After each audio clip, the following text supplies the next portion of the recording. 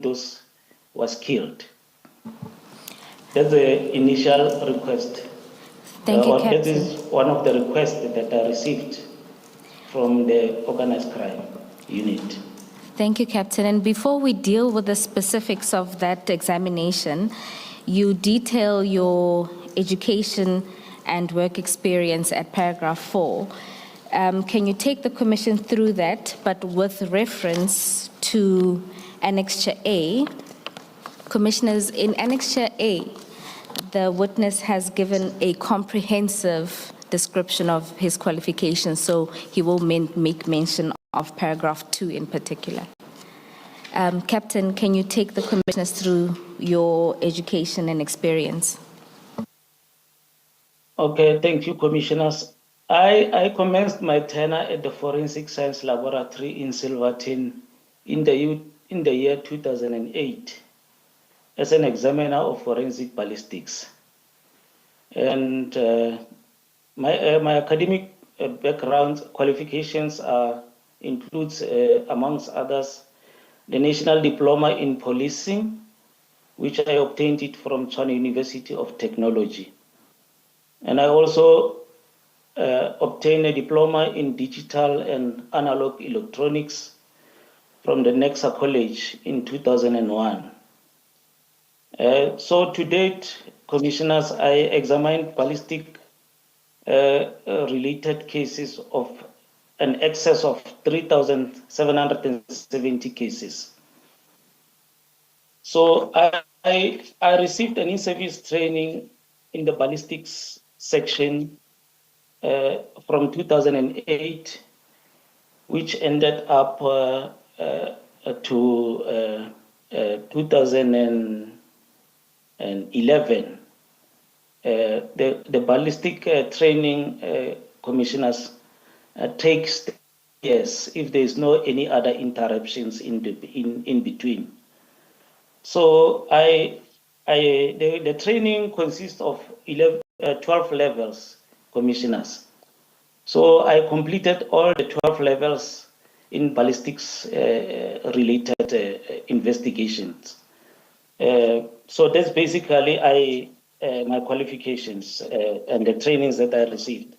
I also received external trainings from different training providers with related to ballistics analysis.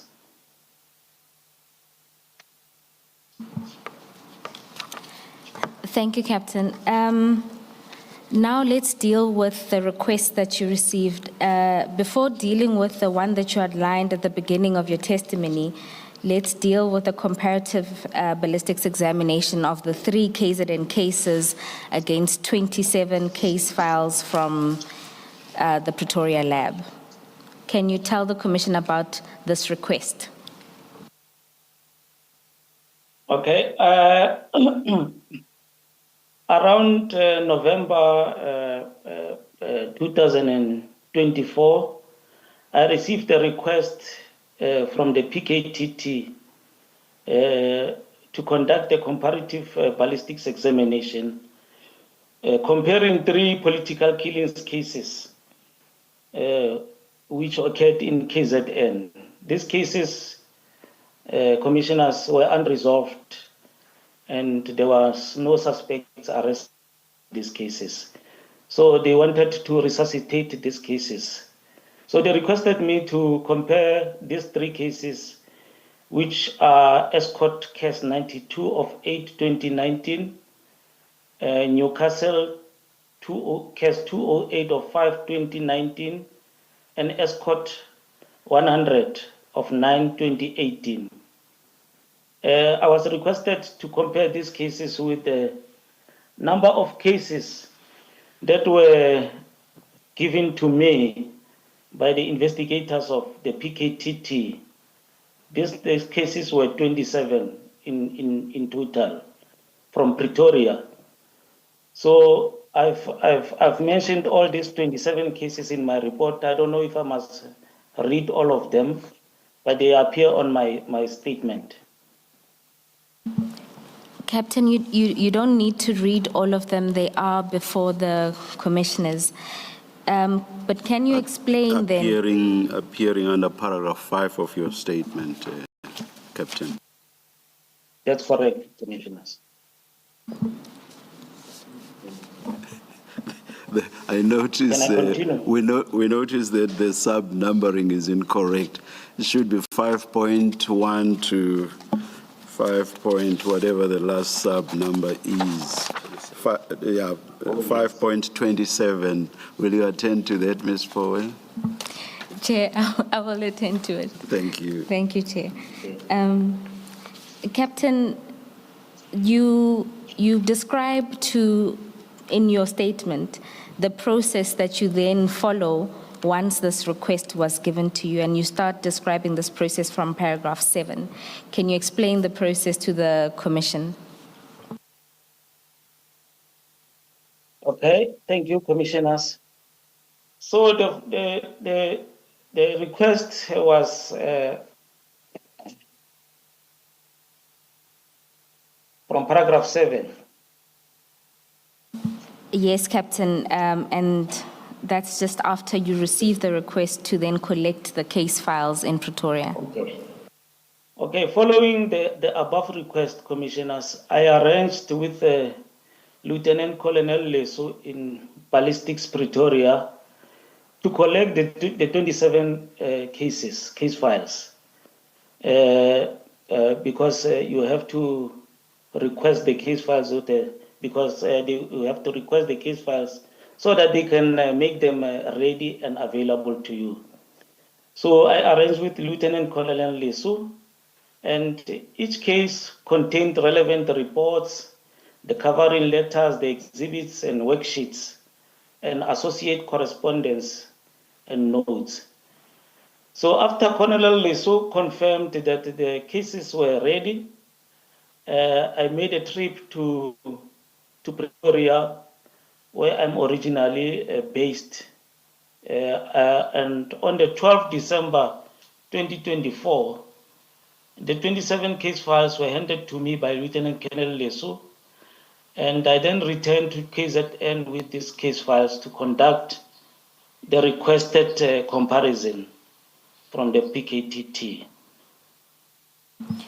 And Captain, can you describe how this comparison occurs?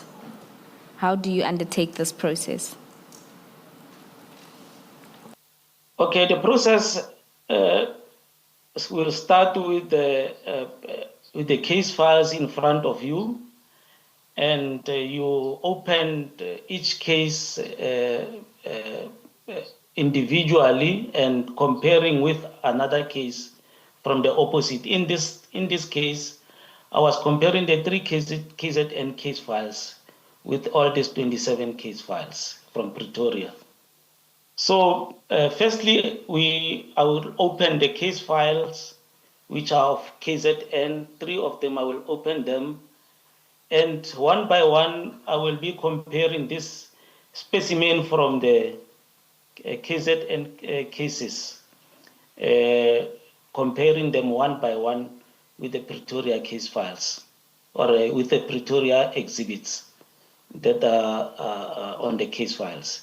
So I will take specimen one by one into the microscope, under the microscope, comparing the similarities on each specimen on each case file. And in this process, are you looking for the markings that would have been made? In this process, Commissioners, I will be looking for individual markings that the firearms imparts on the cartridge cases or the fired cartridge cases and or the bullets. So the process require you to, or the analyst, to look under the microscope for this specific marks to be able to determine if the certain specimen were fired or were not fired from the specific firearm. And Captain, at paragraph 10, you deal with your findings. Can you explain your findings to the Commissioner?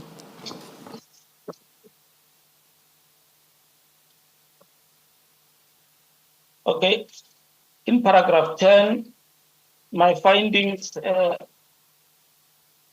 were that there was no any linkage that was or that I identified between the 3 KZN political killings cases and the 27 cases that I collected from Pretoria, meaning there was no common firearm that was used in these cases, specifically between the 27 cases that I collected from Pretoria and the 3 political killings cases in KZN.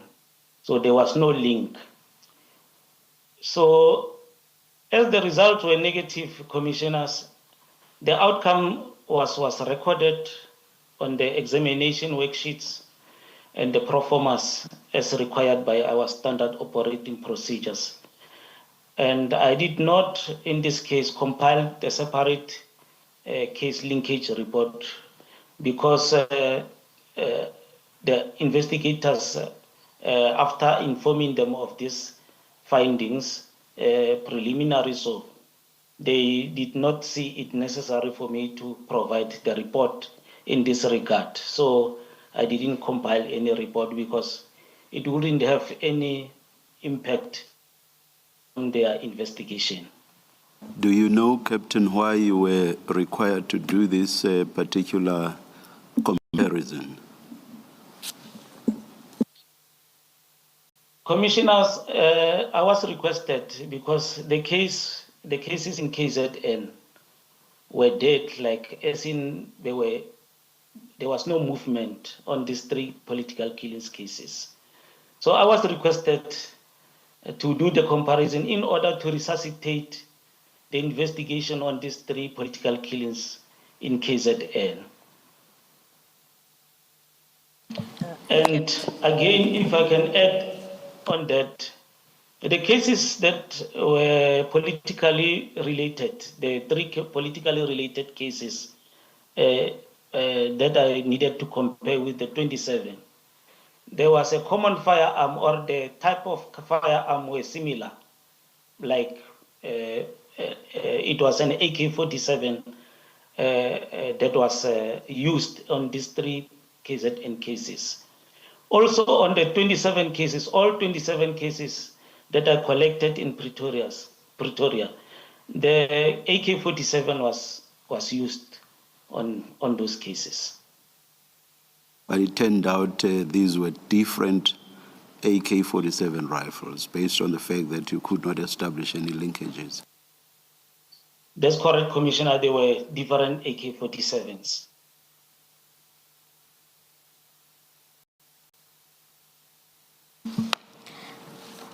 Captain, you then deal with the next comparative ballistics examination request, and this in particular are the 3 cases you outlined at the beginning.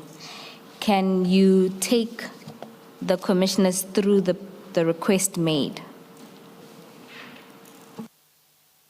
Okay, before I could return the 27 case files to FSL in Silverton in Pretoria, I received a request letter on the 30th of December 2024 from the PKTT to conduct a comparative examination to compare Bramley case 149 of 424 with Bramley case 149 of 4/2024 and Santin case 398 of 11/2022, together with 2 Orlando cases, which are Orlando case 220 of 3/2022 and Orlando case 93 of 2/2023. In Bramley case 149, commissioners, there's firearms that were confiscated from the suspects, in possession of the suspects. And in Santin 398 of 11/2022, it was a matter of DJ somebody together with his 2 bodyguards. And Orlando case 220, it was a murder of DJ Vintos. And Orlando Cast 93 was the murder of Mr. Don Tinglene. Captain, in terms of your procedures, you then accessed the files on your FSL system. What did you then discover there? Okay, what I did, because I had to locate especially the Bramley case, I had to locate it because already Santin case and 2 Orlando cases were in my possession. I know that I have them. So I had to locate the Bramley case 149 of 4/2024. I then went into the system on the same date, the 30th of December. I checked on the FSL system. The FSL system, commissioners, is a centralized national system. So I used this system to locate this case file from Bramley. Upon accessing the system, commissioners, I noted that Bramley case 14904 was reflected twice on the system. There was a Bramley case 149 of 4/2024 that was examined in Pretoria in ballistic Silverton. And there was another entry that was made in KZN, where the same entry reflected in KZN Amanzimtoti ballistics. So I established that the same firearms initially examined in Silverton ballistics were the same firearms that were examined in KZN, according to the system. Thank you, Captain. Commissioners, you will recall this is also the testimony of Witness B, that initially they were taken for examination in Pretoria, and in September they were taken for re-examination in Amanzimtoti. This was also the evidence of Brigadier Mkabela yesterday, who confirmed the 2 entries. Captain, once you realized that there are 2 entries, what did you then do? Okay, upon realizing that there was 2 entries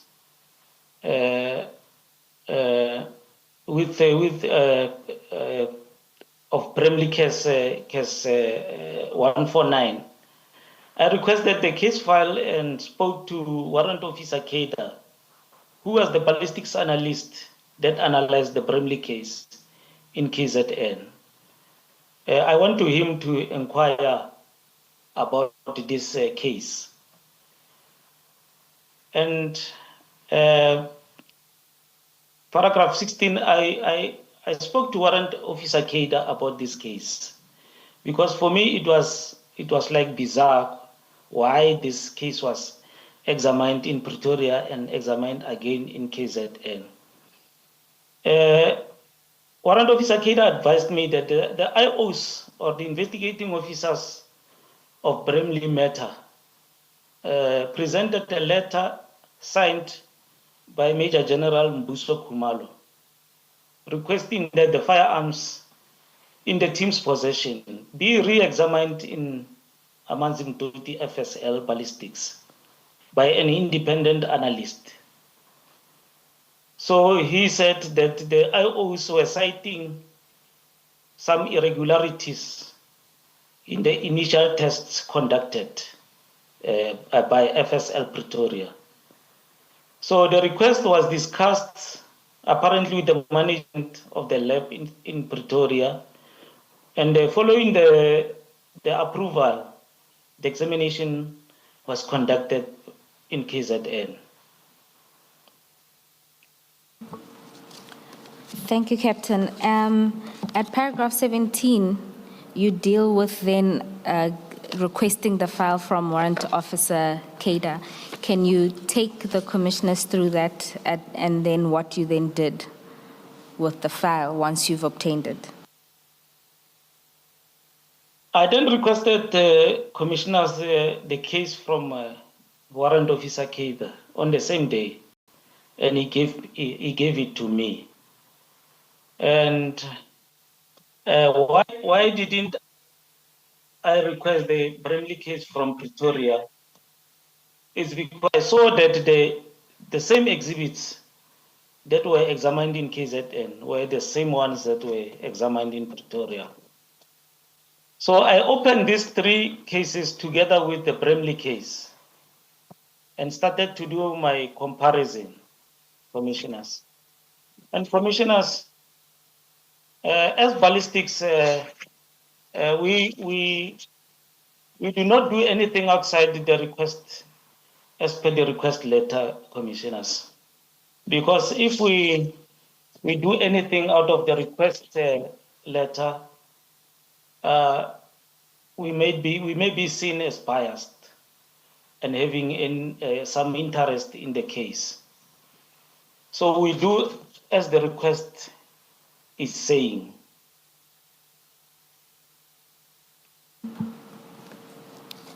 So paragraph 18, I deal with, and then I requested and received the Bramley case from Warrant Officer Keda on the 30th of December 2024.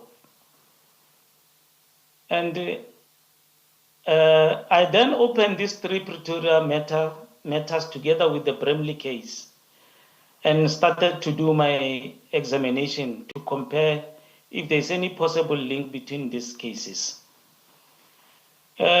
Commissioners, importantly, analysts work strictly within the scope of the written request, as I said. And we undertake tests beyond that mandate may compromise impartiality and create perception of bias. So if we do something that is not on the request letter, we might be seen as biased or having an interest in the case. So paragraph 19, I don't know if I must continue, commissioners. Yes, Captain. Before you continue, you're about to go into what you then found. For ease, I'm going to ask that the commissioners also open the 212 affidavit so that you can then explain to them the process that you undertook in the examination.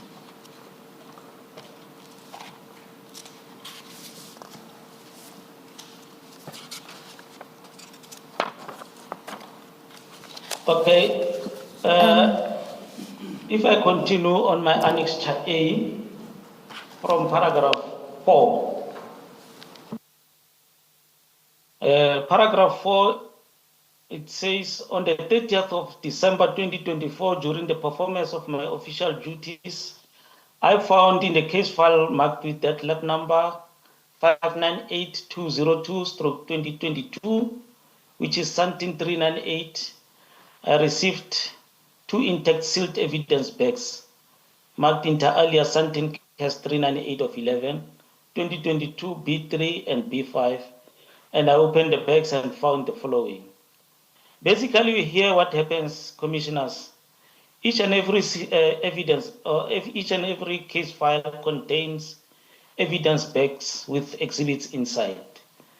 So I would open the sealed bag to retrieve the exhibits inside that sealed bag. And this is what happened here in this Santin case where DJ somebody was killed. So paragraph 4.1 shows the cartridge cases, which were 18 7.62 by 39 caliber cartridge cases, fired cartridge cases, which were marked with those numbers, commissioners. And 4.1.2, it was the seal bag was also containing 29 7.62 by 39 fired cartridge cases, which I marked with those numbers. And further down, 4.1.3, I received 2 9mm parabellum fired cartridge cases, which were marked 056 TC2 and 285 TC2. And 4.1.1, it was 4 9mm test fired bullets marked with those numbers. 4.1.5, there was 9 undetermined caliber fired bullet jackets, which were marked with those numbers. And 4.1.6, it was 6 undetermined fired bullets, cores, which were marked with those numbers. And 4.1.7, it was 1 undetermined caliber fired bullets, marked C1. And the next seal bag with that serial number contained 4.2.1 7.62 millimeter, 7.62 by 39 millimeter caliber fired cartridge cases, and 4.2.2 9 millimeter parabellum caliber test fired cartridge cases. That's the exhibits. Those exhibits, all of those exhibits were in the case of Santin 398, where DJ somebody and the 2 bodyguards were killed. So paragraph 5, commissioners, it deals with Orlando case 93 of 2, where 93 of 2, it's where Mr. Donaldin Glennie was murdered. So paragraph 5.1, it says 21 7.62 by 39 caliber fired cartridge cases, which were also marked individually. 5.2, 1 possibly 7.62 fired bullet jacket. 5.3, 1 undetermined caliber fired bullet jacket. 5.42, 7.62 tungsten cores. 5.5, 1 undetermined fragment. And 5.6, 1 9mm parabellum test fired cartridge case, and 5.7, 2 9mm test fired bullets. And paragraph 6, commissioners, deals with Orlando 220 of 3, 2022, where DJ Vintos was met. In that bag, commissioners, 6.1, it was 1 7.62 by 39 millimeter caliber fired cartridge case, a 1 9mm parabellum caliber fired cartridge case, and 6.3, 2 undetermined caliber fired bullet jacket. And paragraph 7 now deals with the test exhibits that were fired by Warrant Officer Kader from the firearms that were confiscated from the suspects on Bramley case 149. So the tests, Captain, are reflected on paragraph. You need not go into all of the different exhibits. Can you explain why it is important for an analyst to go through all of these and list them in the affidavit as you have? Okay, the analyst, because now he will be opening the bags with different specimens inside. The analyst needs to identify each and every exhibit that is contained in that specific bag, together with its markings, because the markings are individually explaining this type of exhibit. So each and every exhibit has to be noted because the comparison doesn't say compare only the bullets or compare only the cartridge cases. So all the exhibits in each and every bag that analyst is going to open, it has to be analyzed under the microscope, because the request says compare the cases, the case, meaning you will compare all the exhibits. that are inside these bags. So it is important to note all of these exhibits one by one in the report. Good morning, Captain. It's Commissioner Khumalo here. In paragraph 7, Morning, Commissioner. in paragraph 7, in particular 7.1.1 and 7.2.1, can you just confirm that those test cartridges are AK-47 cartridges? 7.1. Okay, commissioners, 7.1.1, it's a test fired cartridge case of an AK-47. Yes. And 7.2.1? Then 7.1.2, it's a test fired cartridge case of a 9mm parabellum caliber or firearm. No, Captain, I asked about 7.2.1, not 7.1.2. Oh, that's correct, Commissioner, yes. They are both cartridge cases of an AK-47 rifle, Commissioners. Yes, and the reason I'm asking you that is because the evidence we have heard in this commission is that 15 test cartridges were recovered at Bramley in respect of the AK-47 that was found there. So I just wanted to know why you only got hold of 2 of them and not 15. Am I misunderstanding something? Yes, Commissioner, if I may just explain there. Because the 15 cartridge cases of an AK-47 were firstly analyzed in Silverton, Pretoria. After the analyst have concluded his analysis, the only thing or the only exhibits that he will dispose of to the station will be the rifles or the exhibit firearms. So the 15 cartridge cases, I did not receive them because I did not deal with the Bramley case in Pretoria. I dealt with the Bramley case in KZN. So when the exhibits firearms were delivered to KZN, they were not delivered together with the 15 cartridge cases of an AK-47. So these 15 cartridge cases were filed in the case file that was analyzed by an analyst in in Pretoria, not KZN. So here I was just dealing with the test fired cartridge cases, Commissioner. Thank you. Thank you, Commissioner Khumalo. You'll recall also that witness B explained that after they get the report, they only get the weapons. So it's the weapons that were then taken to KZN for further re-examination.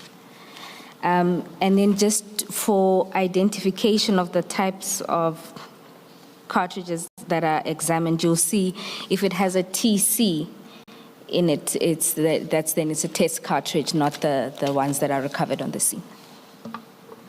Captain Mudisani, can you confirm the correctness of, at the very least, the identification of cartridges? I do confirm the correctness of these exhibits, commissioners, and what I've outlined. Captain, you then at paragraph 8 explain that you conduct a microscopic individualization of fired cartridges cases and fired bullets. Can you explain that in layman's terms, what you mean in that statement? Isn't it paragraph 9? I think it's paragraph 9. It would be paragraph 8 at the very bottom of your statement. Okay, here it's just the intention and the scope, what I was required to do, paragraph 8. So I was required to microscopically individualize the fired cartridge cases and the fired bullets, meaning I was going to compare the fired cartridge cases and the fired bullets. That is according to the request that I've received to say compare. I was not doing a full examination from the scratch. Thank you, Captain. And then you deal with the results or your findings. Can you explain these to the Commission? Okay, the findings on paragraph 9, Commissioners. As ballistics experts, when we're doing comparison, we compare the individual and class characteristics. It's the markings the class and individual characteristics is the markings that were transferred by the firearm components onto the cartridge cases and onto the bullets during the firing process. So there will be those characteristics that we are looking for on each and every specimen under the microscope to determine the common origin of these specimens. So the microscope assists us to view those tiny marks which a naked eye cannot be able to see. And we use this instrument to come to a conclusion whether there's a specific cartridge case or a specific bullet was fired or was not fired from a specific bullet, firearm, Commissioners. So in paragraph 9, it's my first findings, which says the cartridge cases mentioned in 4.1.1, 4.2.1. This 4.2.1, 4.1.1 and 4.2.1 are the exhibits that I retrieved or that I found in the Santin case 398 of 11/2022, a matter of DJ Sambudi, 4.1.1 and 4.2.1. 5.1 is the exhibit that I found in Orlando case 93 of 2023, where Mr. Don Tindleni was murdered. And 6.1 were the exhibits that I retrieved or I found in the case file in the Silbeck under Orlando 220 of 3/2022, where Mr. DJ's Vintos was murdered. And 7.1.1 and 7.2.1, those are the test cartridge cases that I found inside the Silbeck in the case of Bramley 149 of 4/2024. So all these exhibits that I've mentioned, the ones in 4.1.1, 4.2.1, 5.1, 6.1, 7.1.1, and 7.2.1, I found that these cartridge cases were fired in the same firearm. So they bear common origin. This specific firearm that I'm referring to, it's a 7.62 by 39 millimeter caliber Russian Kalashnikov model AK-47, full automatic assault rifle with a serial number 575363. That AK-47, Commissioners, is the same AK-47 that was found in the suspects that were arrested in Bramley case 149 of 4/2024. This is the same firearm, Commissioners, that murdered DJ Sambodi and DJ Vintos and Mr. Don Tindleni. I may continue. Yes, Captain. Can you then deal with your findings at 9.2? Okay. In paragraph 9.2, Commissioners, I further analyzed the 9mm parabellum cartridge cases that were found in the crime scene of Mr. of DJ Vintos. This is paragraph 6.2. Is the exhibits that were found in the crime scene of DJ Vintos. And I was comparing them with the test cartridge cases in 7.1.1, 7.1.2 rather, and 7.2.2. And I found that these cartridge cases were fired from a common firearm. This firearm, commissioners, is a 9mm parabellum caliber Taurus, model PT92FS. It is a semi-automatic pistol with a serial number which was obliterated. And this firearm was marked 193045/24. And which later the serial number of this specific firearm was retrieved. And it reads as follows: TKS 21211. If I repeat it, TKS 21211, which was retrieved during the etching process. And this is that the one serial that number. sorry, is that the one that was received by I forget his rank now, Kader? That is the same firearm that was accompanying the AK-47, which were received by Warrant Officer Keda in ballistic Samansi Mutoti. Yeah, I'm referring to the what's the verb you use? Is it retrieval of the serial number? I forget the verb you use now. Etching. Is the etching to find the serial number that has been obliterated? That's the verb That's I'm correct, looking Commissioner. for. Yes. So is it the one that through hatching was found by or established by Warrant Officer Kader or Kader? That's correct, Commissioner. All This right. is the same number that was retrieved by Warrant Officer Keda during etching process. Retrieved is the verb I was looking for. Is this firearm that you're describing now, is it the same one that the analyst in Pretoria had recorded that he could not restore the serial number?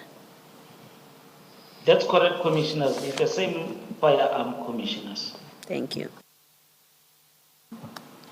Thank you, Captain. Just to note that in paragraph 9.3, you note the bullets or bullet jackets that where you could not make a positive determination. That's correct, Commissioners, because they were damaged. I couldn't make any link to see if whether they were fired from the specific AK-47. What does it mean that they are damaged? Is it they are damaged at the point of being fired or at the point of being tested? At the point when they were fired, Commissioners, because this firearm is a high caliber firearm, when the bullet meets the target, it disintegrates or it fragments into smaller pieces, whereby the marks of those exhibits are compromised. Thank you. Thank you, Captain. You then explain what happens after the examination at paragraph 11. Can you briefly tell the commissioners about this process? Okay, paragraph 11, Commissioners, it deals with the disposals of these exhibits. Because now the examination or the linkage have been completed, the examination have been completed. Now I have to dispose all the exhibits into their different case files. This process entails putting each and every exhibit inside the new seal bag and I seal back, and I will complete an integrity form to show that these exhibits or the previous exhibit back was opened by me, and I then close it on the new seal back. So paragraph 11, it's all the exhibits. Okay, there was an exhibit that required me to take it to the IB section of the ballistics. So I sealed that specific exhibit, which was marked 1A32. It was somehow missed to be taken to IBIS. And I then sealed this exhibit. It's an AK-47 cartridge case, which was in Santin case 398. It was missed to be loaded into the system. And I sealed it in the new bag, and I marked it for IBIS. And paragraph 11.2 deals with all other exhibits of Santin case, which I sealed them in that seal bag number that reads PA6500555464, and filed these exhibits in the Santin case file. And paragraph 11.3 deals with the exhibits that I opened from Orlando case 93 of 2023. I sealed all those exhibits in a new seal bag which reads PA650055564665. And paragraph 11 deals with the exhibits that I opened on Orlando 220 of 2022. All those exhibits, I sealed them in the seal bag with serial number PA6500555469. So each and every seal bag that I closed, I attached to each specific case file. And paragraph 11.4 deals with the tests that were fired by Warrant Officer Keda under Bramley case 149 of 2024. And I sealed them in the seal bag with PA6500555484. And I also, like others, I attached this seal bag in a Bramley case file. Thank you, Captain. Commissioners, this would deal with paragraphs 21 to 24 of the statement.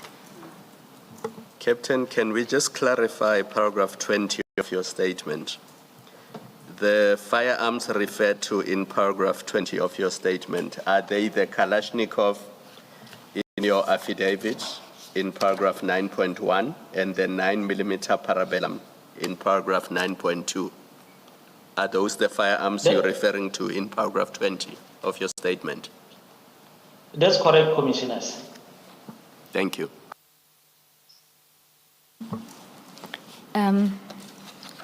Thank you. If we can then turn to paragraph 25 of your statement. There, Captain, you deal with the process of restoring the serial number that Warrant Officer Keda undertook. Can you explain this process in simple terms to the commissioners? Okay, thank you, Commissioners. In simple terms, Commissioners, because I don't want to go into what I've outlined in my statement, because I might expose our doings or our processes to the public out there. In simple terms, Commissioners, one would receive, or an analyst will receive a firearm with the serial number obliterated.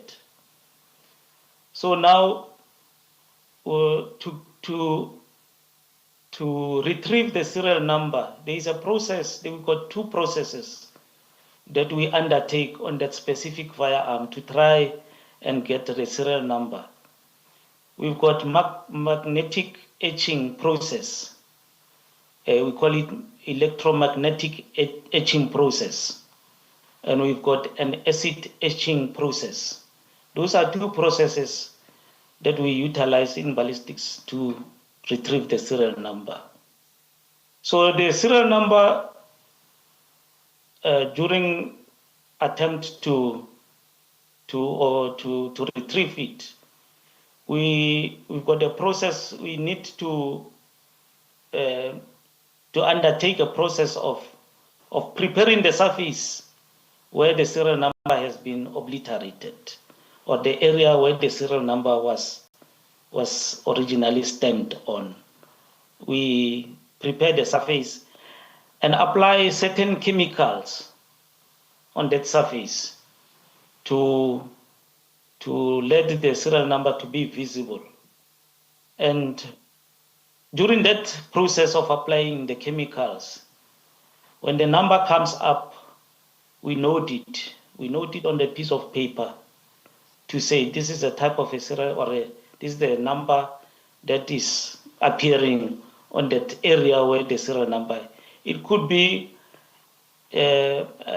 numeric digits or alphabets, because some firearms contain alphabets, and some firearms serial number contains numbers. So some firearms is a combination of both. So after retrieving the serial number, after application of such chemicals, the serial number comes up. Then the analyst will call a more qualified person who did the etching, or who is competent on etching, to confirm what he is seeing on this process. Then when they agree on this, what they are seeing, then it is confirmed by the person, the next person, to say, we saw the same number. Then that number is recorded onto the proforma, and then eventually recorded on the 212 report. That's basically what etching is all about. There's a process that we apply on the firearm, or that we conduct on the firearm, to retrieve the number. Captain, at paragraph 25.4, you deal with Captain Makgotle's findings in relation to this. Can you elaborate more on this point?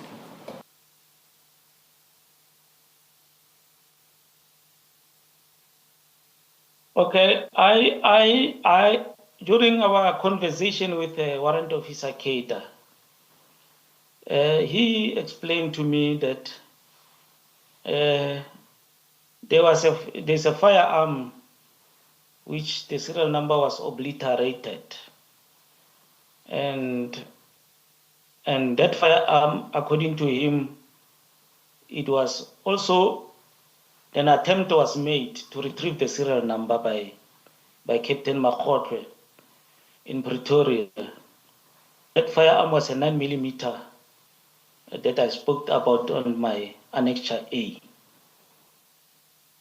So this firearm, when he etched it, when he applied the etching process, Warrant Officer Keita retrieved the serial number successfully and recovered the serial number, which is TKS 21211. And Captain, based on your experience, did Warrant Officer Keita do anything that was particularly difficult or elaborate in order to establish this? Commissioners, there are a couple of factors that can influence the person not to be able to retrieve the serial number. They include the training that the member received, specifically on the etching process. They include a person who is not willing to go extra mile or who doesn't do more, who couldn't do more to try and retrieve the serial number. The other factors could be the chemicals that we are using. Maybe somehow, if the chemicals also are expired, or there can be a difficulty on getting the serial number. The other factor could be, or maybe the person deliberately omitting to do his job. Those are factors. One of those factors could have influenced the person not to retrieve the serial number. Captain, when you do the restoration, the serial number restoration, what are the protocols that apply, especially if you return a negative result, such as Captain Makhotle did? What do the protocols prescribe must happen? Okay, commissioners, the protocols that we apply in the lab or that we have in the lab is that after applying these etching processes, whether you have found the number, retrieved the number or not, there must be another person who comes and confirm your results. So that is the only process that we undertake. So there's no any other process that we apply if the person didn't find the serial number. Thank you. And Captain, given that Warrant Officer Kader would be doing this process on the same firearm that Captain Makhotle would have worked on, does that raise additional difficulties? That's correct, commissioners. It will, because now this firearm has been attempted to the serial number of this firearm has been attempted to be retrieved. The analyst who worked on the firearm basically tampered with the surface, because maybe I will use another word, not tampered. He was attempting to retrieve the serial number. That means he has done some sanding of the surface, meaning he prepared the surface, and then he couldn't retrieve the serial number. Now, it will be difficult for the next person. I would expect the next person to have a tough time or a difficulty to be able to find the serial number, because him or herself needs also to prepare the surface again, to clean it and to prepare it for him to now apply those chemicals. So it is advantageous for the first person where the first person is on an advantageous position than the next person, because the next person will be working on the surface that has been already worked on. So Warrant Officer Kader was, but apart from what all this happening, Warrant Officer was able to retrieve the serial number on that firearm, the specific firearm. But it, especially if somebody have worked on the firearm with regard to the etching process, and the next person has to work on it again, it might pose serious problems. But Warrant Officer Kader was able to retrieve the serial number. Captain, what is the the importance of the serial number? And if you're unable to retrieve it, what is the consequence on the case, if any at all? The importance of the serial number, commissioners, it shows the identity of the firearm. The same applies to the engine number of a vehicle. It shows the identity of the firearm. It shows the history of the firearm. Who is the original owner of the firearm? It will show that. It will also show that if the firearm was robbed from the owner would have opened the case. If the owner was murdered, the case could have been opened. So that serial number, if we retrieve it and we give it to the investigating officers to check on the system, it will show the history, who does the firearm originally belong to, and how was it taken from the lawful owner, whether the lawful owner was killed, whether the lawful owner was robbed, or there was a house breaking and the firearm was taken. So the serial number is very much important. It shows the identity of the firearm. If we don't have the serial number on the firearm, that firearm doesn't have identity. Thank you. And Captain, on this score, if the firearm was ever seized at any point by the police and somehow ended up in the street, this process would also be able to discover that? That's correct, commissioners. If it was recovered by the police with the serial number, when the police recover it firstly with the serial number, and it happens that it goes out to the street, and the serial number is then obliterated.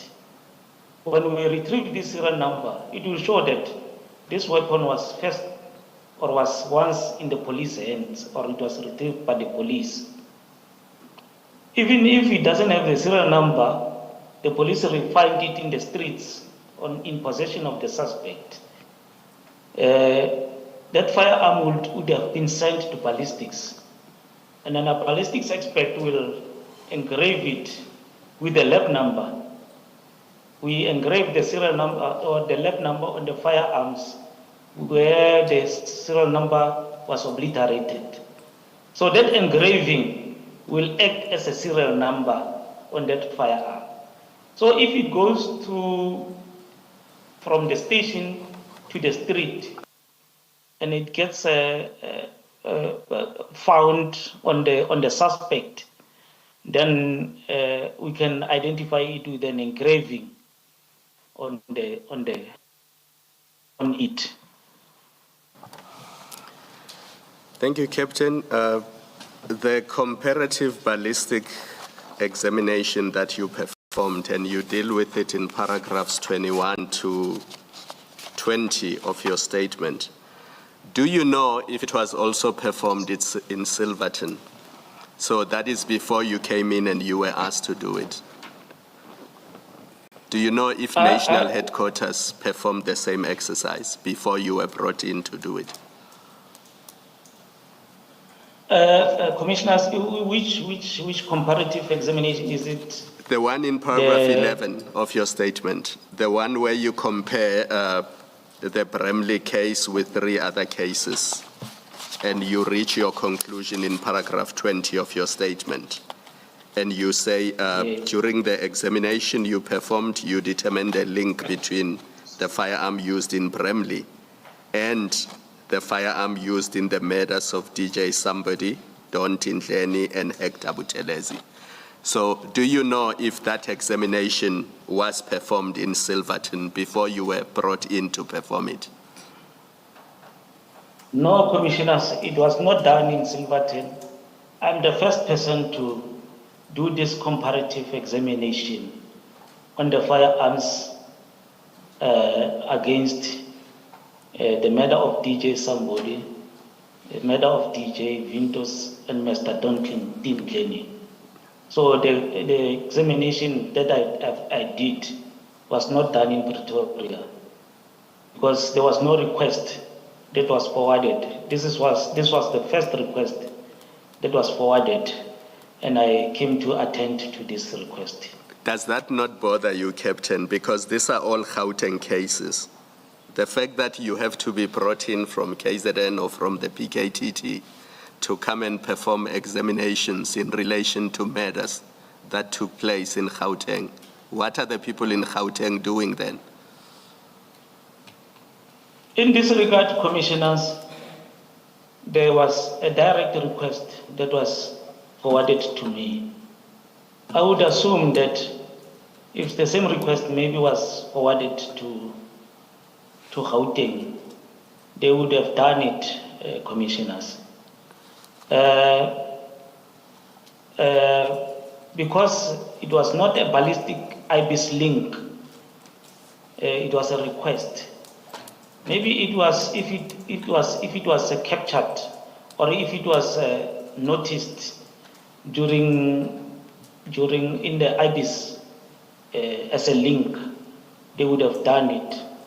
So it was a direct request from the investigating officers based on their investigation. I think they had a suspicion that these cases are possibly linking. That's why maybe they forwarded the request to me to do the comparison examination, commissioners. Yeah. But it bothers me that the same request was not given to Silverton. I mean, if you are aware that an AK-47 has been recovered in Bramley, and you are aware that you're dealing with other murders that involve an AK-47, why would you not perform the exercise? Yes, commissioners, because there were already suspicions that of the examination by the investigating officers. There were suspicions of how can I put it? Of not of the Pretoria, of the integrity of the Pretoria lab. Maybe that's why they sent it to us, not to them, to do the comparison, because they also took the firearms to KZN after being analyzed in Pretoria. So they had those suspicions according to the request letter that the warrant officer Keda received. I think it's based on that. That's why they wanted a person who is not in Gauteng to do this comparative examination.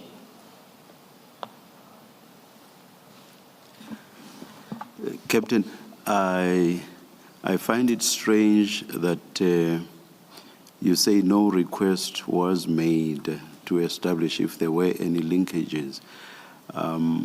I say it is strange because the investigating officers have told us that they were told, I'm not sure now whether verbally, by Captain Mahotlwe, that there were linkages, but that when they received the report, it did not have or reflect any linkages.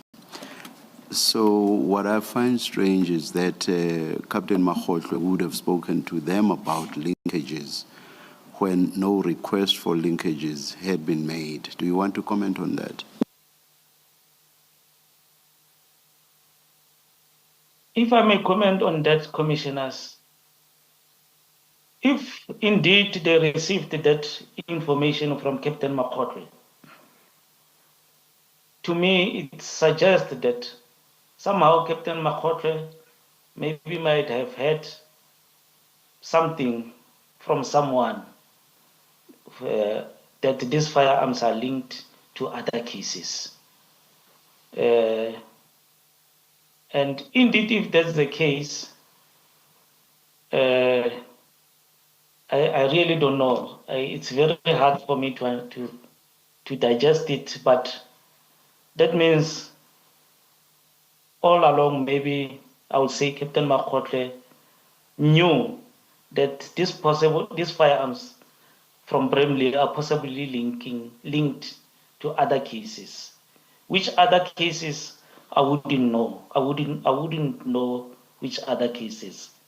But if indeed he told the investigating officers so, I would expect him to have been able to link those firearms or those exhibits and supply the correct report. But anyway, like I said, commissioners, one wouldn't go and do something out of his own will as a ballistics expert. We have to be directed because we might be seen as biased. So, but the information that he gave to the investigating officers was crucial, was very crucial, and that means there was some communication between him and them. I would expect them to continue and ask questions with regard to what Captain Makotwe is saying. I must say I like your repeated use of if, because indeed we are yet to hear from Captain Makotwe if he will be called. Thank you, Captain. Just one more thing, Captain. How long did it take you to perform this exercise? Because it looks from paragraph 11 like you received the request on the 30th of December 2024. And then in paragraph 24 of your statement, you say your report of 30 December 2024 is attached as Annexure A. Does that mean the whole exercise took only a day to perform and to complete? Only a day. It took only a day, commissioners. Yeah. You know why this? In PKTT we had a motivating factor. I don't know where we're taking it. We worked on the case until we finish it. If there is a positive feedback that we are seeing on the examination, we will work until it's late. So, and looking at the number of exhibits that are received on the 4 cases, it's not a lot of exhibits. We are dealing with lots of exhibits on other cases, which can take you more than 1 day. But these ones didn't warrant me to take more than 2 days or more. So I finished this examination in 1 day, commissioners. And is that unique to the PKTT? You've just said something important, that in the PKTT, you don't stop until you are finished. Is that unique to the PKTT, or is it something that is ingrained within the SABs, especially the ballistics division as a whole? This was unique to the PKTT commissioners. It was unique. Our turnaround time, our normal turnaround time in ballistics analysis, our normal working turnaround time, is 30 days, if I'm not mistaken, to finish the case. Our turnaround time, we made our own turnaround time in the PKTT as ballistics to 3 days, commissioners, maximum 3 days. So this case, it's based on my experience also, commissioners. Just it's a small case. It's a small case to me. Just to finish in a day. All right. Sorry, Captain. Just to make sure there's no confusion, you said our normal turnaround time is 30 days. And who's the hour in relation to the 30 days? Ballistics turnaround time, Commissioner. As soon as the case arrives at the lab. I just want to know, Captain, I just want to know who you are referring to when you say hour. Are you referring to Silverton, Manzimtoti, Rebeja, and the Western Cape? I don't know whether it's Cape Town. Is that the hour that you're referring to? Whose hour? It's the whole lab in general. whether KZN, whether Eastern Cape, Western Cape, in Pretoria, ballistics turnaround time case, as soon as it arrives at the lab, All right. it needed to be finalized in 30 days. Okay. But And due then- to backlog, that doesn't happen. Okay. Then you are comparing that to an average of 3 days within the PKTT. So it's 30 against That's 3. 30 against 3. That's correct, Commissioners. Thank That you. is the turnaround time that we set for ourselves in the PKTT. Thank you. In fact, I should not even say average. Maybe I should say 3 days would be the outer limit. And you say there are some that you could complete within a much, much shorter time, like this one, which was within a day. That's correct, Commissioners. Captain, just to go back to the protocols and the restoration process that you have described. Now, in Captain Makotwe's Section 212 affidavit, he does state that he was unable to restore the serial number. Now, you've told us, and we've also heard from the Brigadier yesterday, that a second person would have another look, whether it's a positive or negative response, and you've just confirmed that. Would the conclusion of the second person who looks at the initial outcome, would that be contained in the Section 212 affidavit of the original analyst? No, Commissioners, it wouldn't reflect on the Section 212 report, but it will reflect on the worksheet that the member has completed. Yes. after examination. So the confirmer will sign on the worksheet that will be attached on the case file to say, I Captain Modisani, confirm that a warrant officer so-so or Captain so-so retrieved or did not retrieve the serial number. Then I sign on that specific pro forma. So the confirmer will sign on the pro forma.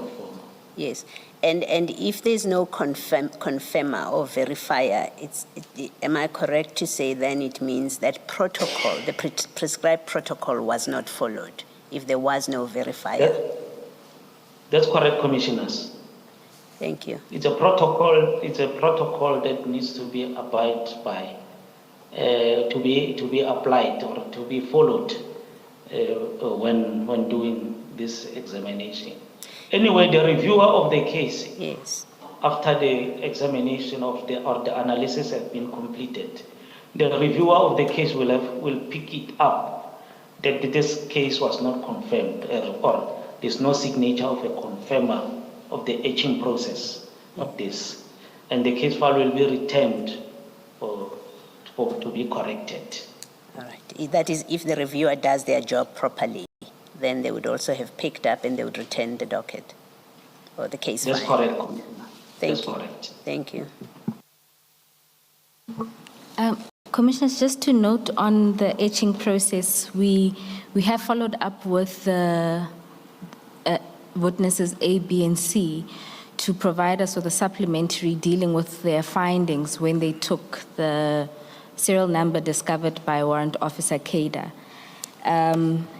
They noted that the weapons were previously recovered by police, but were not entered into SAP 13, which is the administrative process. So we have asked for an affidavit in that regard. Captain, just for completeness, your 212 affidavit, was that then reviewed accordingly before you shared it with the investigating officers that made the request? That's correct, Commissioners. Each and every report has to be reviewed before it gets out of the lab. So the reviewer would have done the review to check the correctness of the report. The reviewer, Commissioners, if I may also state, does not change anything on the report or the results that the analyst has done or has noted on the report. All what the reviewer checks is the mistakes, the errors, the spelling. If all the protocols were observed, if all the performers were filled according to the protocols. So before that, the report can go out, the review processes has to be undertaken to check the correctness of the report, whether the spellings are okay, whether the grammar is okay, whether the report was signed.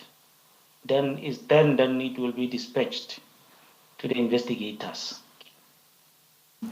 And Captain, after you gave it to the investigators, it is also loaded onto one of your systems. That's correct, commissioners. We've got an ICDMS system that we, after completion of the report, it gets to be loaded onto the ICDMS system. This ICDMS system assists the investigators to retrieve the report from the system while they are at their respective working areas in the station. The investigator will go into the system and punch in the serial, the case number, and the system will allow him to print this report. It's only the investigating officer who can access a specific report for a specific case, because he will be assigned to that specific case. So any other person who's not an investigator of the case will have a challenge in retrieving the report from the ICDMS system. Thank you, Captain. So this report was loaded onto the ICDMS system on the 30th. Even if it could be after the 30th. It could be after the 30th. Thank you, Captain.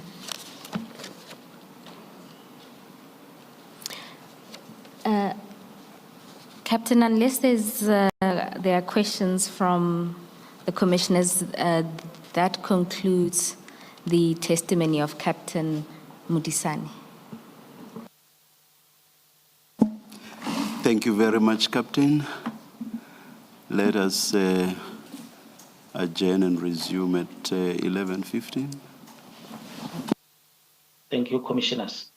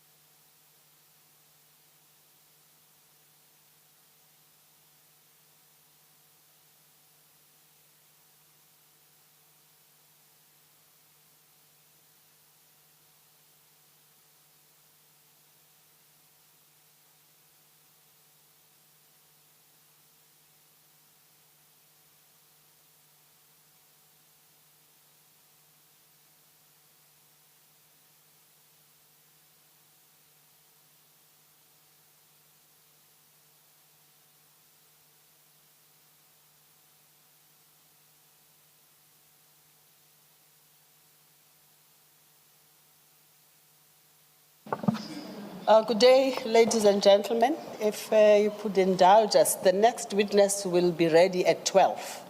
So we'll start at 12. Thank you. Thank you. Okay.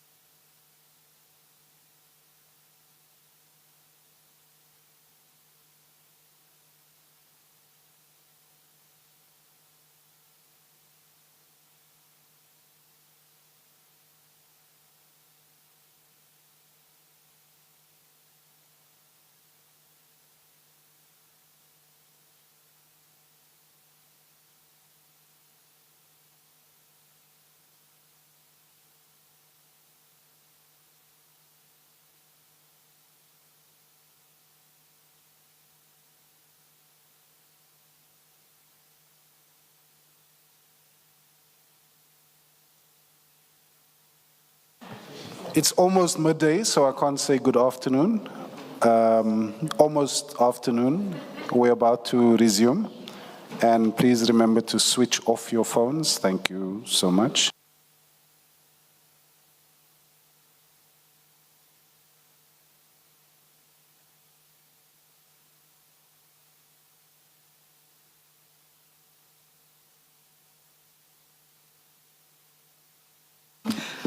Are we ready now, Mr. Shaskalson? We are, Chair. Apologies for the delay. No problem at all. Will your witness be...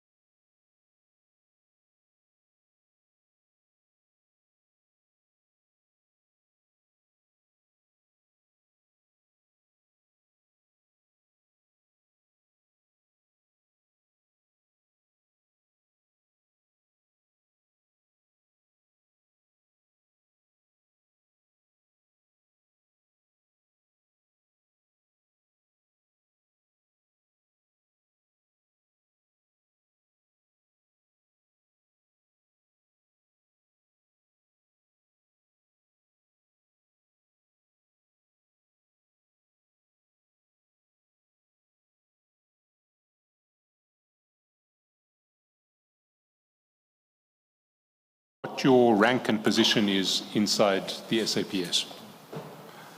I am a captain and I am a senior forensic analyst at Forensic Science Laboratory in Silverton. And can you explain to the Chair your relationship to the Political Killings Task Team?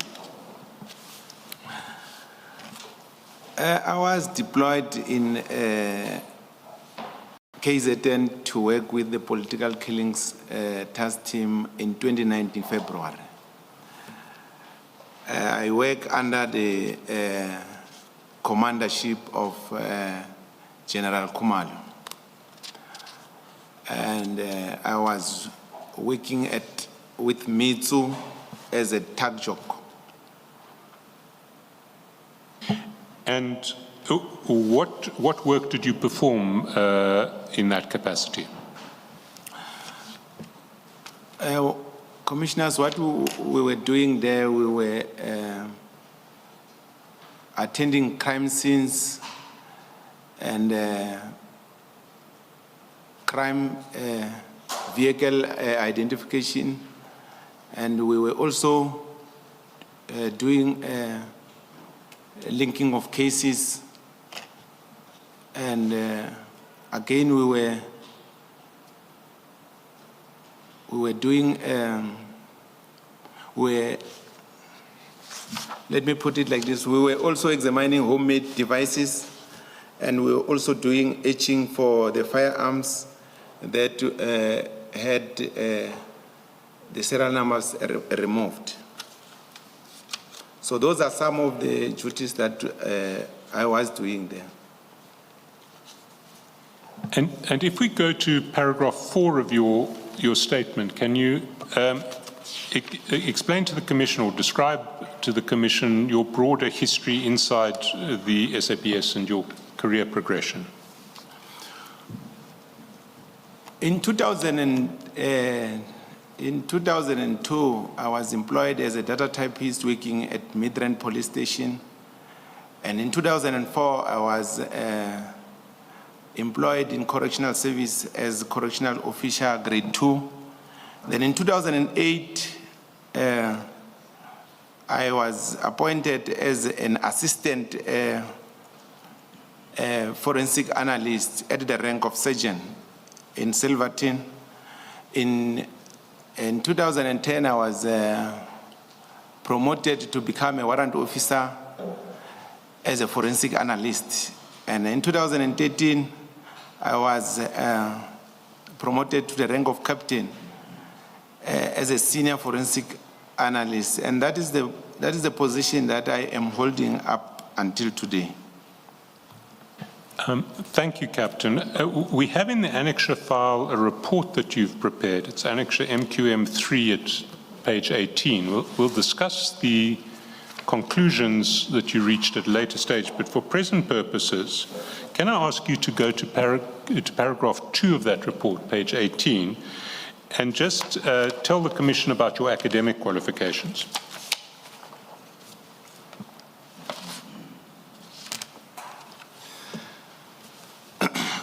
I am having a BA Honours degree in criminology from the University of South Africa that I obtained in 2018. I also have a BA degree in criminology from the University of the North, now University of Limpopo, in 1996. And I obtained a higher education diploma from the University of the North in 1997. I also obtained a certificate in security practice from the University of South Africa in 2013. I obtained a certificate in corporate forensic investigation from Damelin in 2012. Those are my academic qualifications. And how many cases have you examined? How many forensic investigations into cases have you undertaken? Up to so far, I've examined more than 4,500 cases. Now, in paragraph 2.3 of that report, you list a long list of courses in the in-service training of the SAPS and related policing agencies. I don't want you to go through all of them, we'll be here until after lunch, but can you just confirm that you have completed all of those courses that you list in paragraph 2.3? That is correct, Commissioners. Those are the in-service trainings that I have received at Forensic Science Laboratory in Pretoria. And can you confirm that you have been declared competent and proficient in forensics ballistics examination? I confirm, Commissioners. Thank you, Captain Mkhatshwa. If you can then go back to your main statement in paragraph 5. And can you briefly explain what the role of forensic analysts is to the Commission? Forensic analysts, ballistics specifically, our duties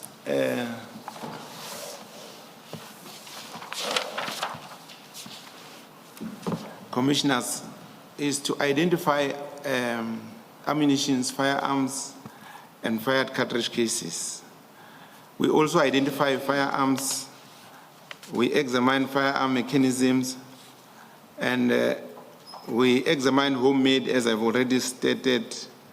We recover and restore alphanumeric figures on metals, on firearms or tools where the number has been, or serial number has been obliterated. We also determined the distance at which in a crime scene where the shooter was, and we also do crime scene investigation, and we also document the results. These are the roles of a ballistics analyst, Commissioners. Thank you, Captain. And Captain, you've brought with you today the Bramley and Vereniging ballistics files. That's correct, Commissioners. Can you just identify which is the Bramley file? Do you have them in front of you?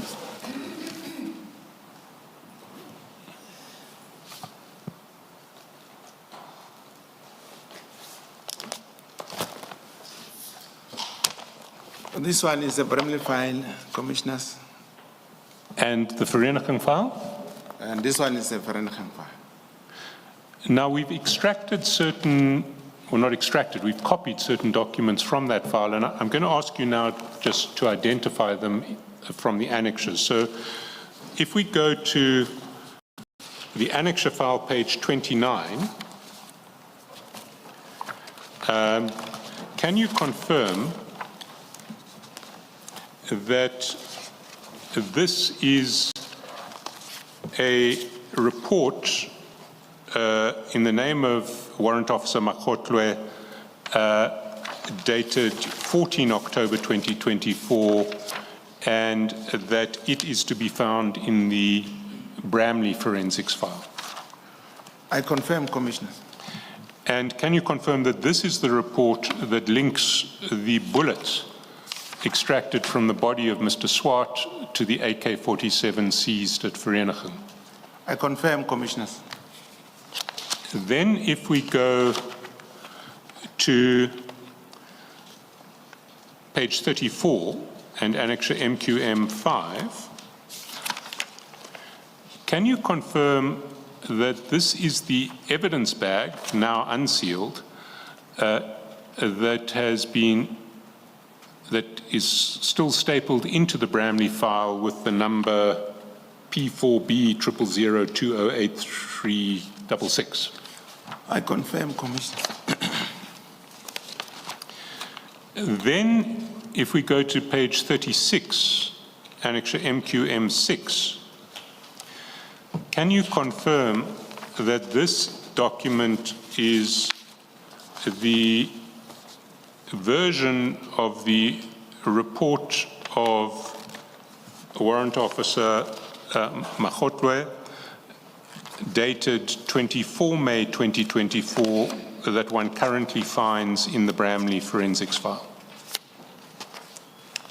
I confirm, Commissioner. Then if we go to page 44, annexure MQM7, can you confirm that this is the review report? Well, sorry, that on page 48 we see the review report of the reviewer who reviewed Captain Makgotlwe's report on the 24th of June, sorry, on the 6th of June 2024 in the Bramley file? I confirm, Commissioner. And if we go to page 49... Advocate Chesterton, because as I understand, there were 3 such reports, so this review relates to the first. It would be the first report.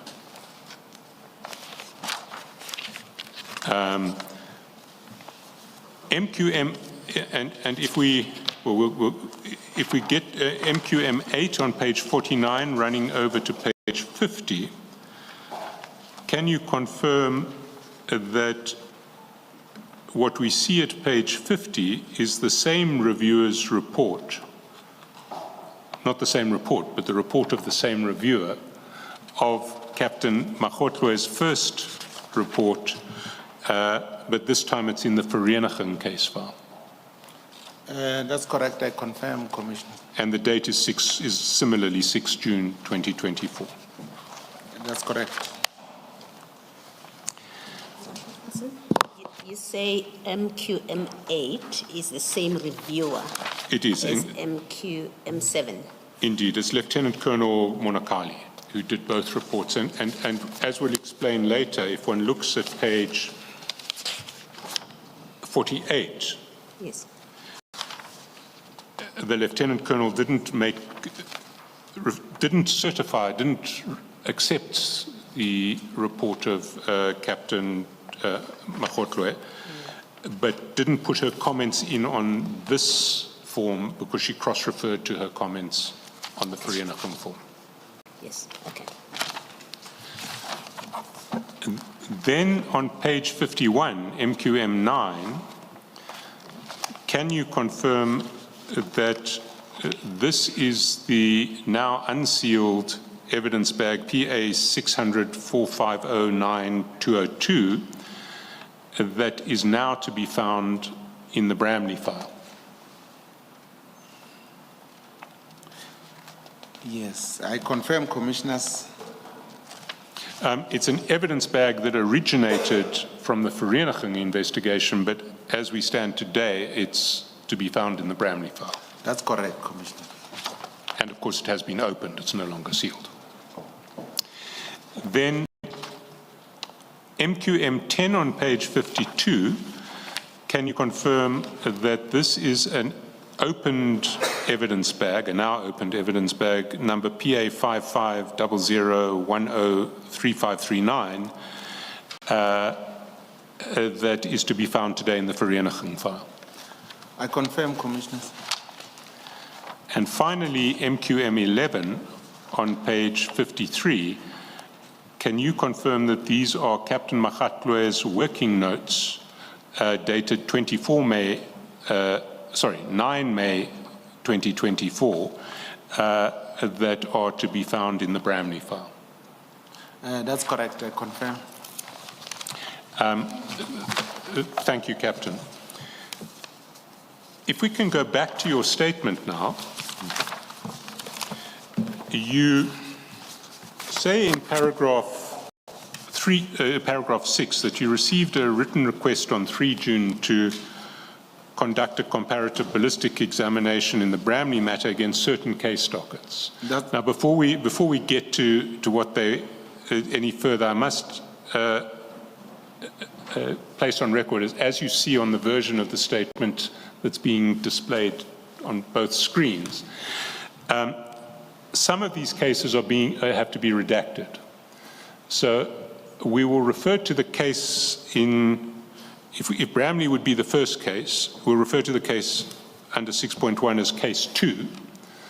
The Littleton and Pretoria West cases are cases in which have already gone to court. So we can refer to them by name.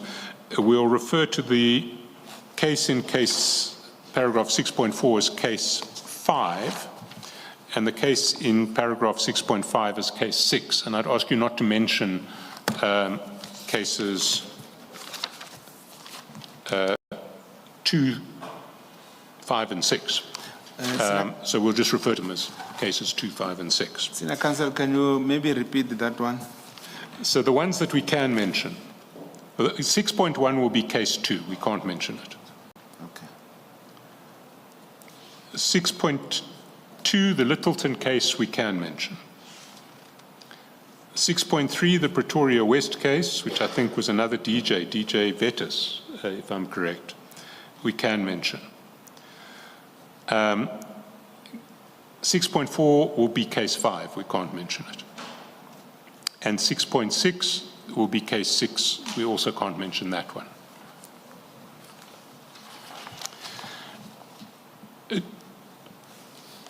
To begin with, can you confirm that you received this instruction to compare the ballistics exhibits from Bramley against those 5 cases? That's correct, Commissioner. And when did you receive that request? I received it on the 3rd of June, 2025. And if we go to paragraph 9, we'll see that you record that by the time you were asked to do these case comparisons, Captain Makgatloe had already conducted the functional testing and test firing of the firearms and had produced a report in May with certain errors which were then corrected in October. And you refer to those 2 reports as annexes MQM1 and MQM2. I'd like us to look at those 2 reports, and if we can, before we look at those two reports, can we look at the third report that Captain Makgotlwe produced, which was the report about the bullet that was extracted from the body of the deceased in the Vereeniging case? And that is MQM4 on paragraph 29. Sorry, page 29 of the annexure bundle.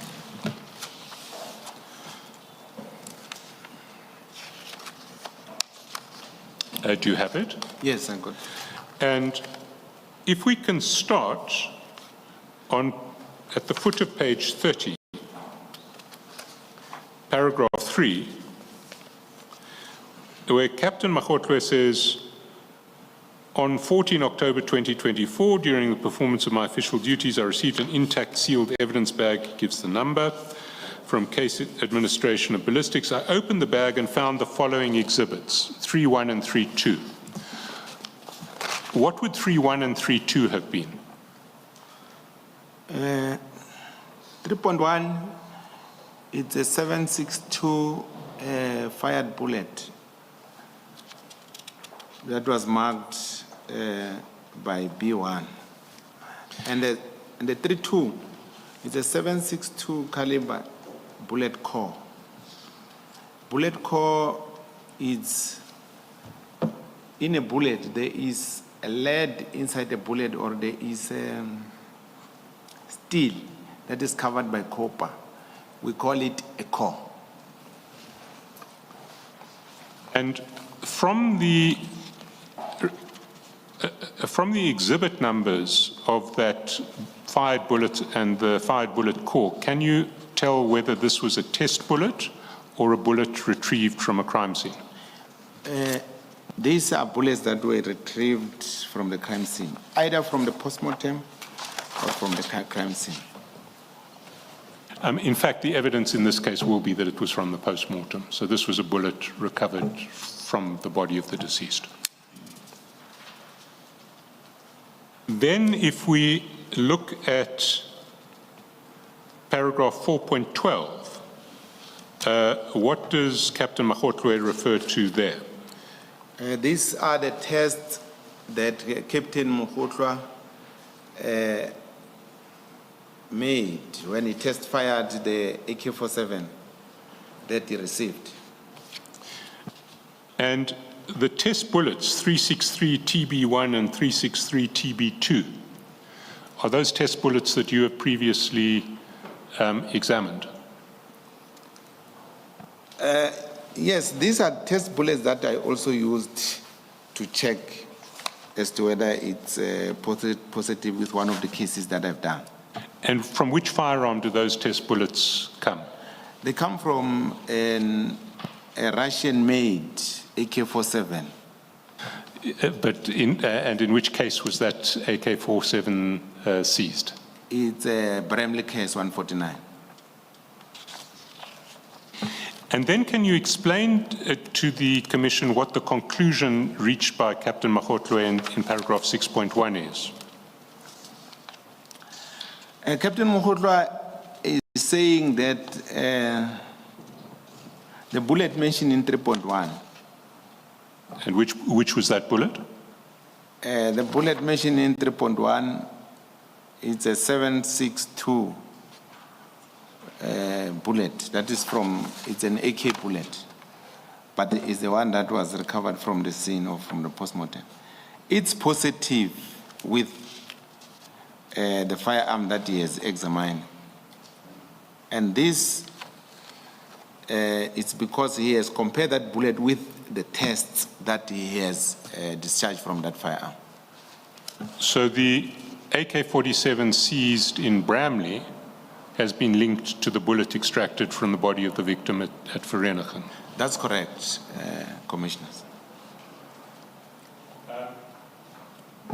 If we can then go back to Captain Makgotlwe's previous or first report, which is MQM1, which we see from page 1 of the annexure file.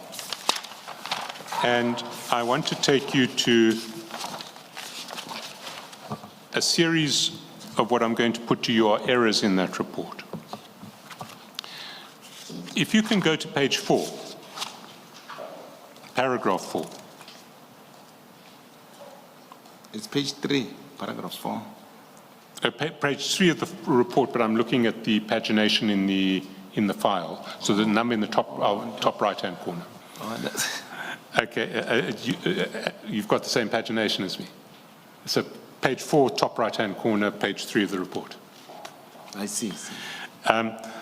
Paragraph 4, the captain says, on 24 May 2024, during the performance of my official duties, I received an intact sealed evidence bag with number, and he gives the number, P4B 000208366, marked inter alia Bramley CAS 140/04/2024.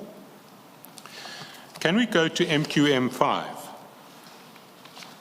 on page 34?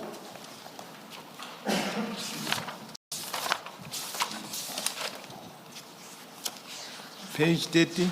34, top right-hand corner, 34. Okay, I'm there. At the bottom left of one sees the evidence bag number P4B 000208366 on the left-hand bottom left. What is the Bramley case number that's marked on this bag? It's 149/4/2024. And if you turn over the page, what are we looking at on page 35? It's the same bag. It's the same bag, and what's the case number marked there? It's 149/4/2024. So the reference to 140/04/2024 in paragraph 4 is an error. Yeah, the reference I think is incorrect there. What should it have been? It's not, it was supposed to be 149/04/2024. And this bag that we see is the bag that is in MQM5, that's the bag that is in that Bramley forensics file. That's correct, Commissioner. Mr. Chaskalson, how do we know that? We can show you the forensics file if you would like. Can you take the forensics file to the commissioners and just show them that bag?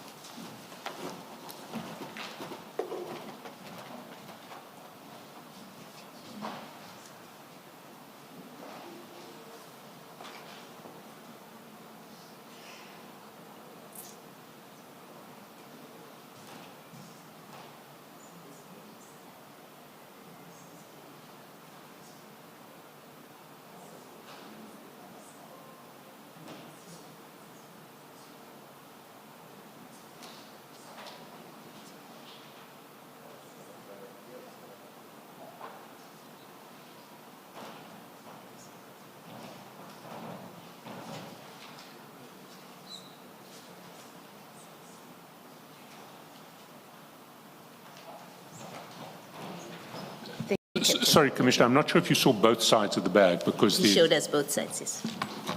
And maybe to avoid this happening a dozen times, maybe we should go through each of those exhibits now. Would that make sense? Sorry, Captain, can you bring both files back with you to the commissioners, and let's go to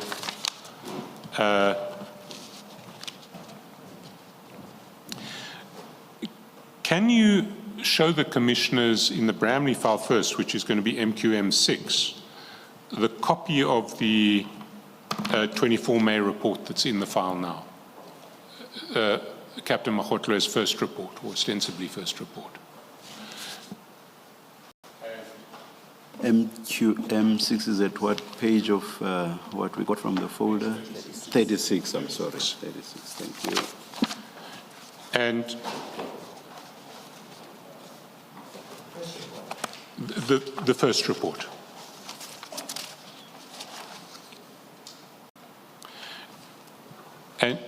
And for present purposes, I think the only important page of that first report to show to the commissioners is page 3 of that report, which corresponds to page 38 of the... No, it won't be written MQM because that's your file.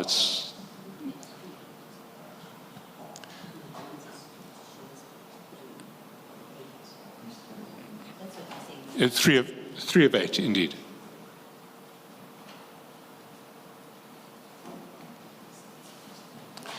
And paragraph 4 of that report should have the case number 149, not 140. Paragraph 4. Is that...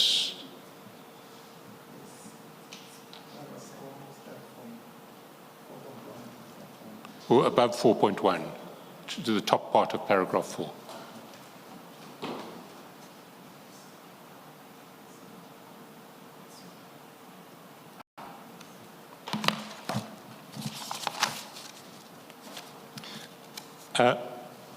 Then, Captain, can you show the commissioners the review report of the very first review report in the Bramley file?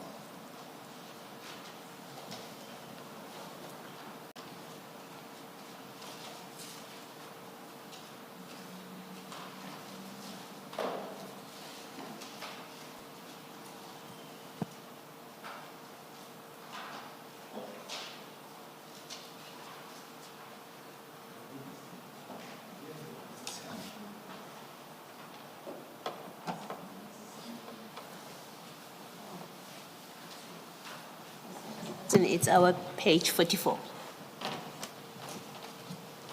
That's correct. That's correct, Commissioner. Thank you.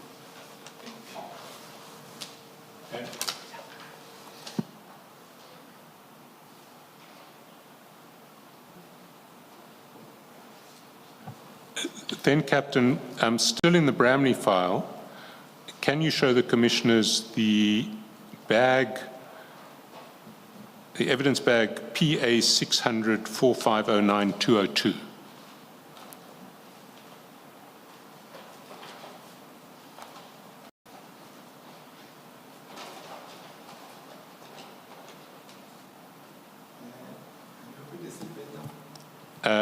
I think it's 600 4509 202.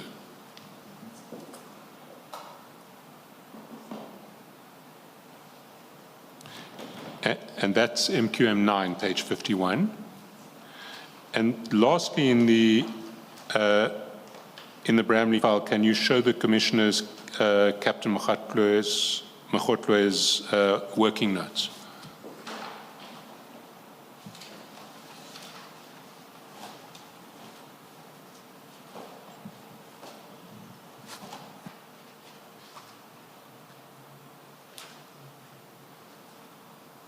And those will be MQM 11, page 53.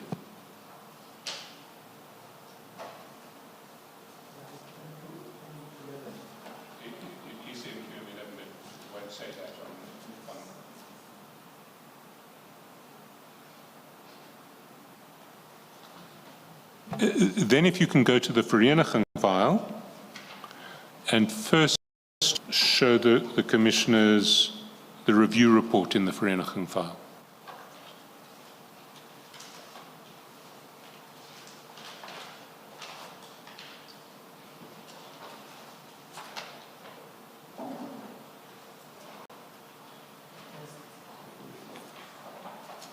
First review report.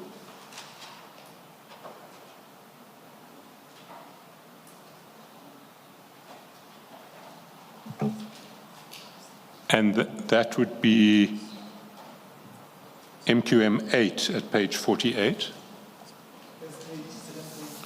First answer, the first page of the notes, and not the notes, the first page of the log, and then the review report behind it, I think.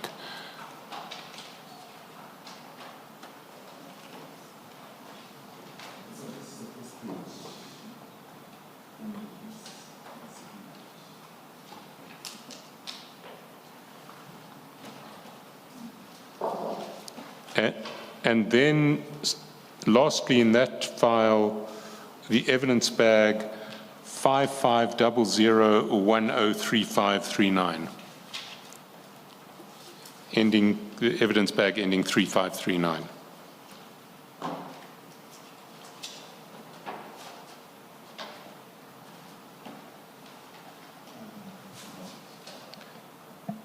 And that would be MQM 10 at page 52.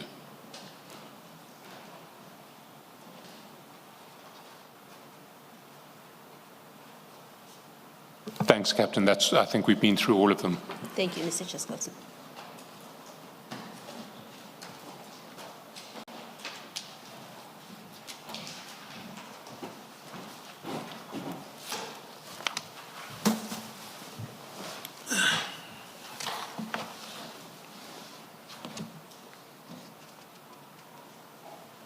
So to get back to the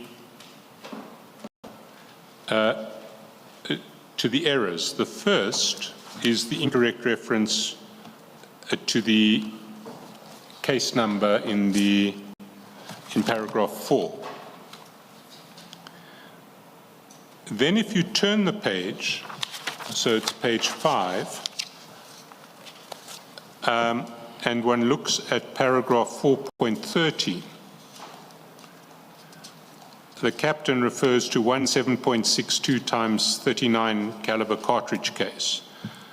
But in paragraph 6 on the same page, he said, I examined the cartridges, not cartridge cases, mentioned in 4.12 and 4.13, and found that they consist of a primer, cartridge case, bullet and propellant that were designed and manufactured to be fired by a centerfire firearm.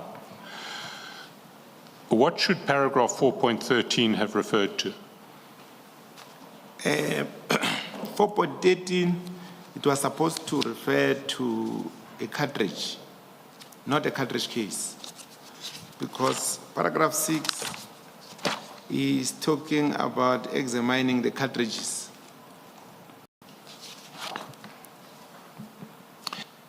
If we can then go to page 7 and paragraph 10.2,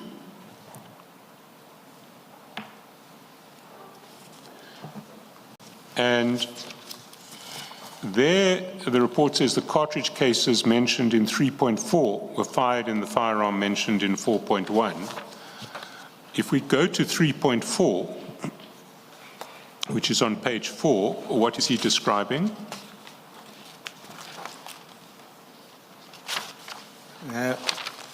Can you repeat, Senior Counsel? What was the captain describing in paragraph 3.4 on page 4? He is describing the bullet cores, as I've explained in the first, what is a core. But these cores are of 7.62, which means it's of AK-47 type. And so when he refers to cartridge cases in 10.2, that's an error. That's an error. And he refers to the bullet cores again in paragraph 10.6. He says the bullet cores mentioned in 3.4 are not suitable for microscopic comparison due to damage. So on the basis of that conclusion, it would not be possible to reach the conclusion in 10.2 that the cartridge cases mentioned in 3.4 were fired in the firearm mentioned in 4.1. Yes, that one is a correct one, Commissioners, that these cores, because they are damaged, they don't have grooves or lens that we can use to do a comparison. So 10.2 is a mistake? Yeah, 10.2 is a mistake. If we go to the case notes of Captain Magotloe, which is MQM 11 on page 53,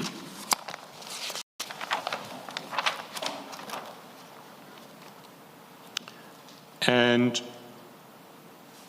you see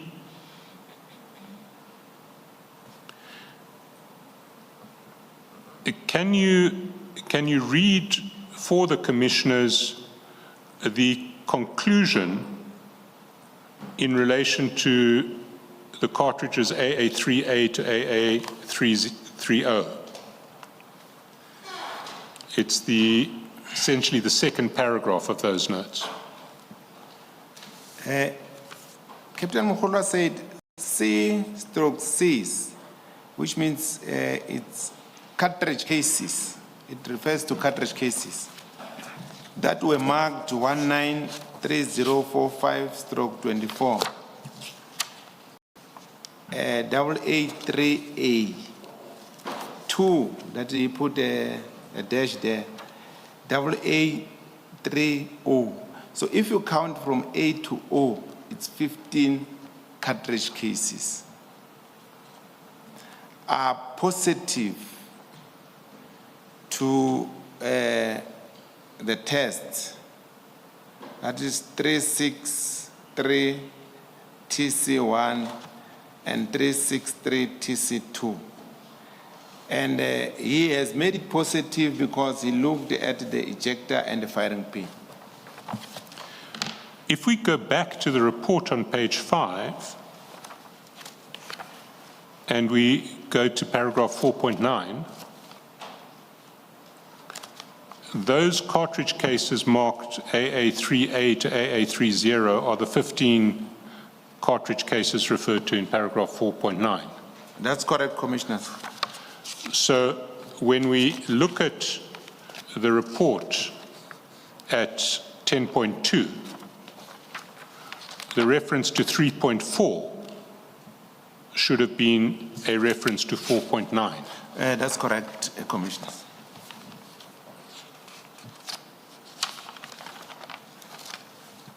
If I can take you further down the report to paragraph 13, still on that same page at page 7, starting at 13.2,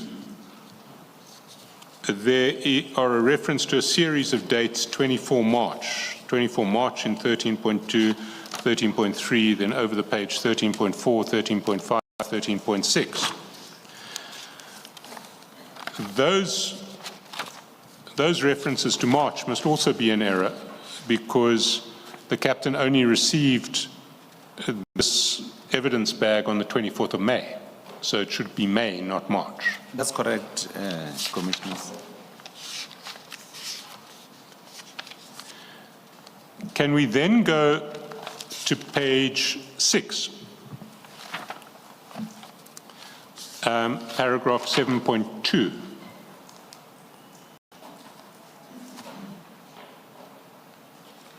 And there the captain says, ammunition used for test purposes was marked as 363 TC1 and 363 TC2 on the cartridge cases, and 363 TB1 and 363 TB2 on the bullets, and was fired in the pistol mentioned in 4.1.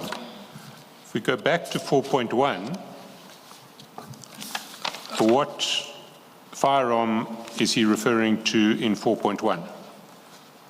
It's a rifle. It's a 7.62 by 39, a Russian AK-47. And is that a pistol? It's a rifle. It's not a pistol. So 7.2 is also an error. It should say rifle. I think it's an error. Can I take you then to another problem with 7.6, 7.2?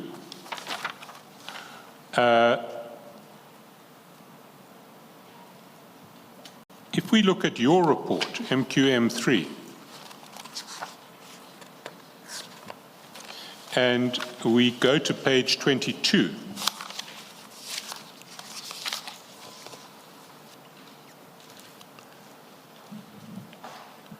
and we go first to paragraph 4.6, you record. Well, let's start at 4.1. At 4.1, this is when you were asked to do comparisons involving the same AK-47. Yeah, that's correct, but using the tests. But using the tests that had been created by Captain Makgotlo. That's correct. So in 4.1, in one of the evidence bags, there was a test-fired cartridge case marked 363 TC1.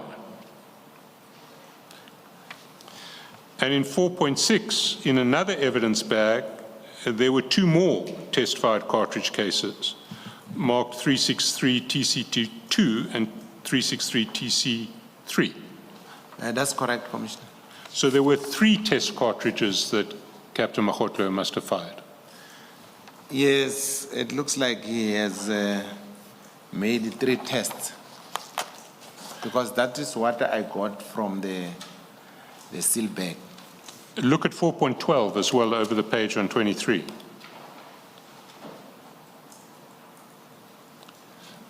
It says 3 7.62 caliber test-fired bullets marked 363 TB1, 363 TB2, and 363 TB3. That's correct. And that's consistent with what you've just said, that there would have been 3 test firings that he made. Yes, because there's 3 tests for cartridge cases and 3 tests for bullets.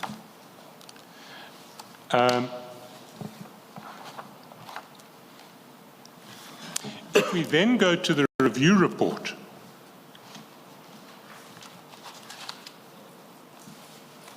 which is MQM7.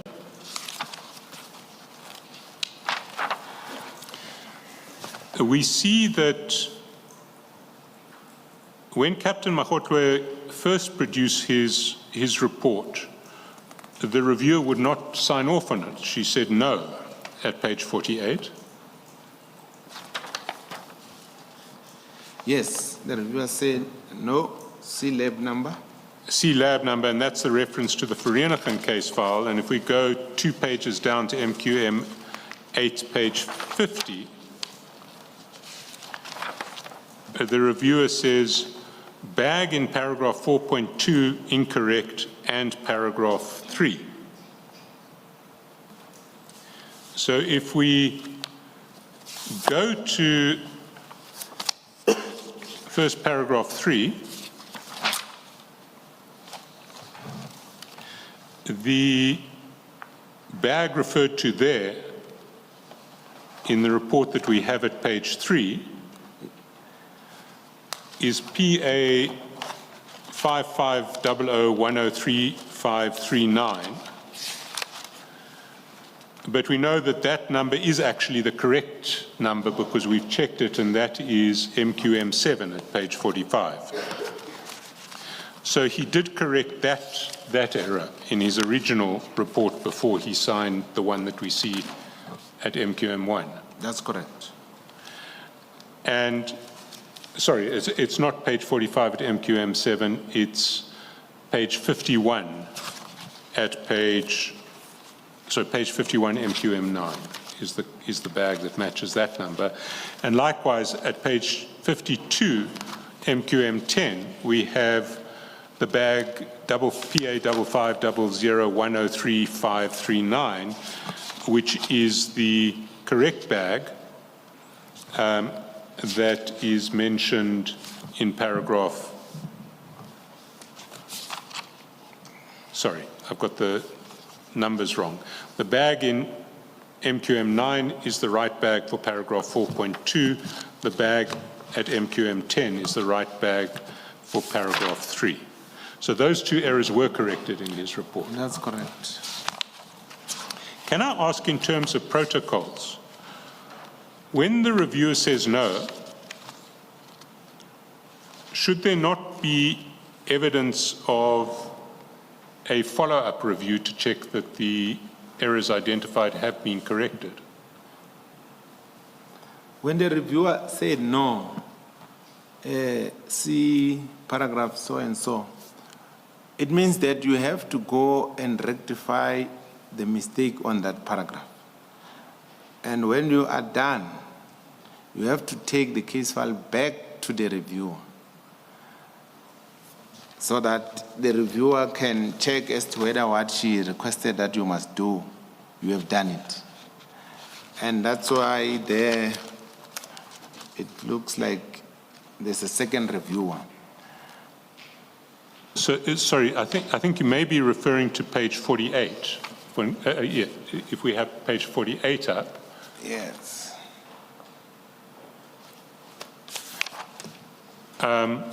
at the foot of the page, the form has section E, second round of case review, case file passed second review.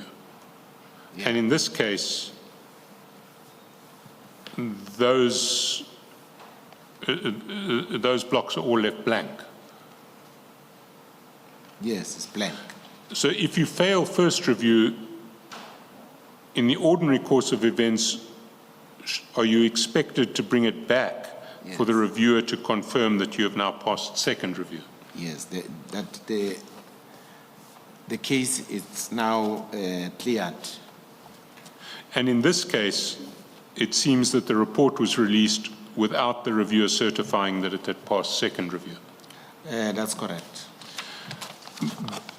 But in actual fact, she would have certified that she probably would have certified that it had passed second review because the mistakes that she identified were corrected. Yes. Another thing, I really don't know. Maybe he might have corrected the mistake and sent it back to the reviewer, but the reviewer didn't complete this part. Can I ask, in terms of review,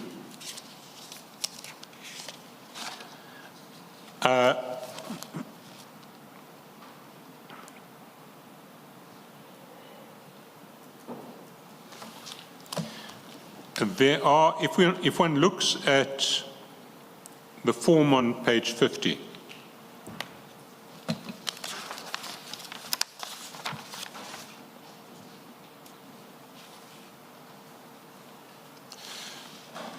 the functions that the reviewer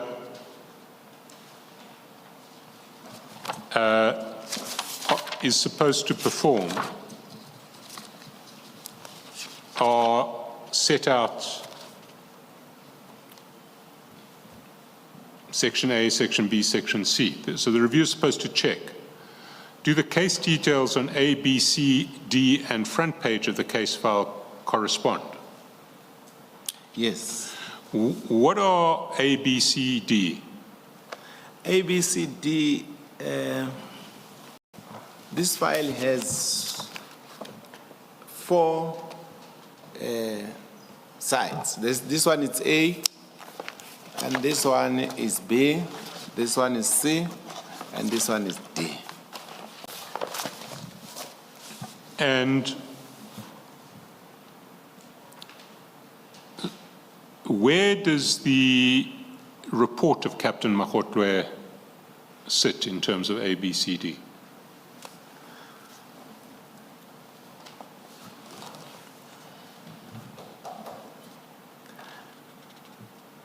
In terms of the reviewer here, I see it has ticked yes. It's a different question. Sorry, Captain. Where would one find the ballistics reports in a case file? Would it be section A, section B? It will be section A. Section A. Yes. So the case details that are mentioned in the report would be case details in section A. That's correct. And the reviewer is supposed to check, do they correspond to the case details in section B, C, and D? And that's correct, Commissioner. She says yes in this case, but in fact, in one important respect, they do not. Yes. Actually, it was not supposed to be yes there. It should have been a no there. Yes.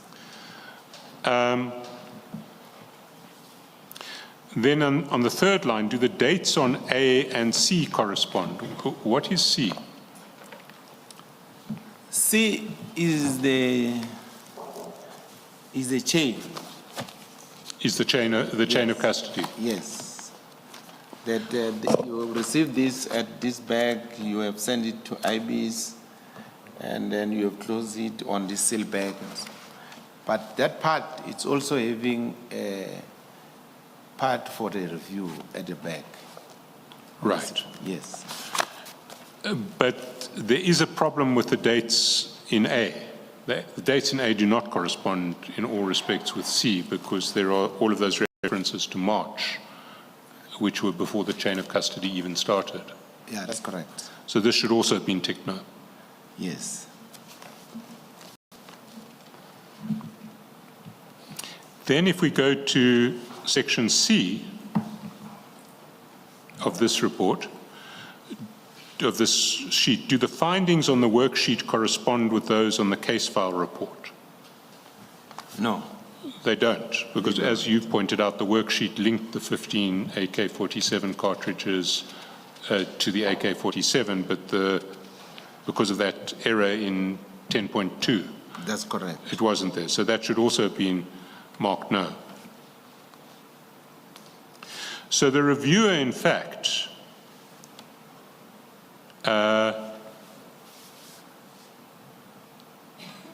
marked 3 yeses where she should have marked no. Yeah, that's correct. If we then go to the second report, which starts at page 10 of your case file, sorry, your annexure file. Page? Page 10 of your annexure file, MQM2. Oh, yes. So that is the second report. If we go to page 4, we see that that first error of the date, of the case number, Bramley case 140/04. I think Seneca is page 12. Page 12, I apologize, yes. That second error has not been corrected in the second report. That's correct. If we go to page 13,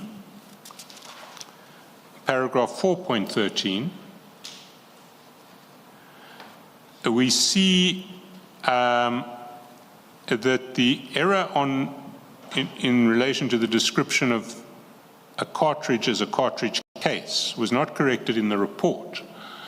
But we've seen from the supplementary report that we addressed with Brigadier Mkachwa yesterday that there was a supplementary that identified this error, said it was an error and corrected it.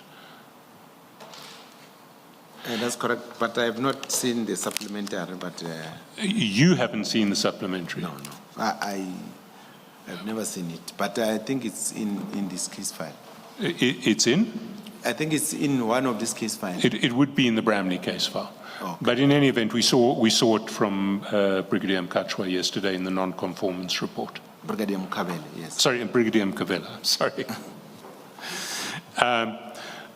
So that was corrected. If we go to 10.2 on page 15, the reference to 4.9 was put in. So the original mistaken reference to 3.4 or erroneous reference to 3.4 was replaced with the correct reference to 4.9. So that was corrected. Yeah, corrected.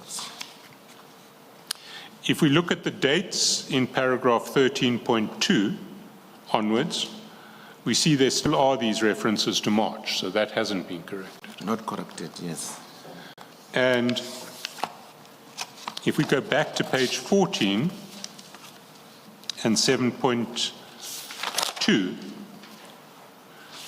we see that instead of referring to a rifle in 7.2, it still refers to a pistol, and the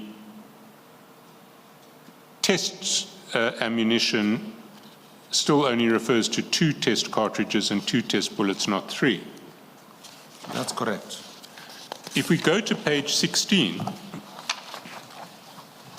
and we look at the date of the second report, we see a new problem, which is the second report is dated 22 May 2024. But it had to have been, the affidavit had to have been signed at a later date than 24 May 2024. Because, well, for one thing, the review of the very first version of the document only took place on the 6th of June, we saw from that review report. Yeah, correct. The date was supposed to be different.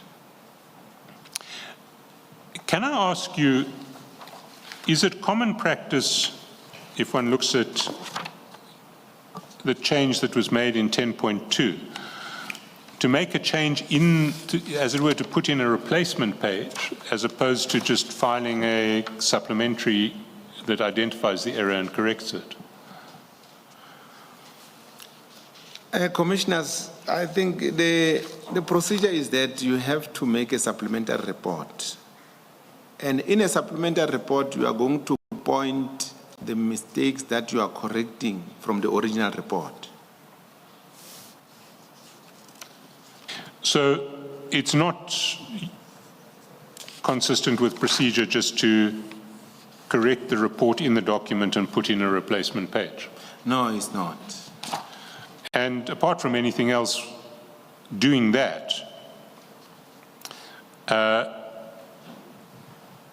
it gives it incorrectly backdates your replacement to 24 May 2024 because it doesn't flag the fact that your replacement page is put in at a date after 24 May 2024.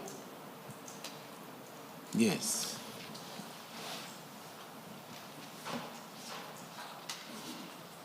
Mr. Chaskalson, it does not appear to me that this is a replacement page.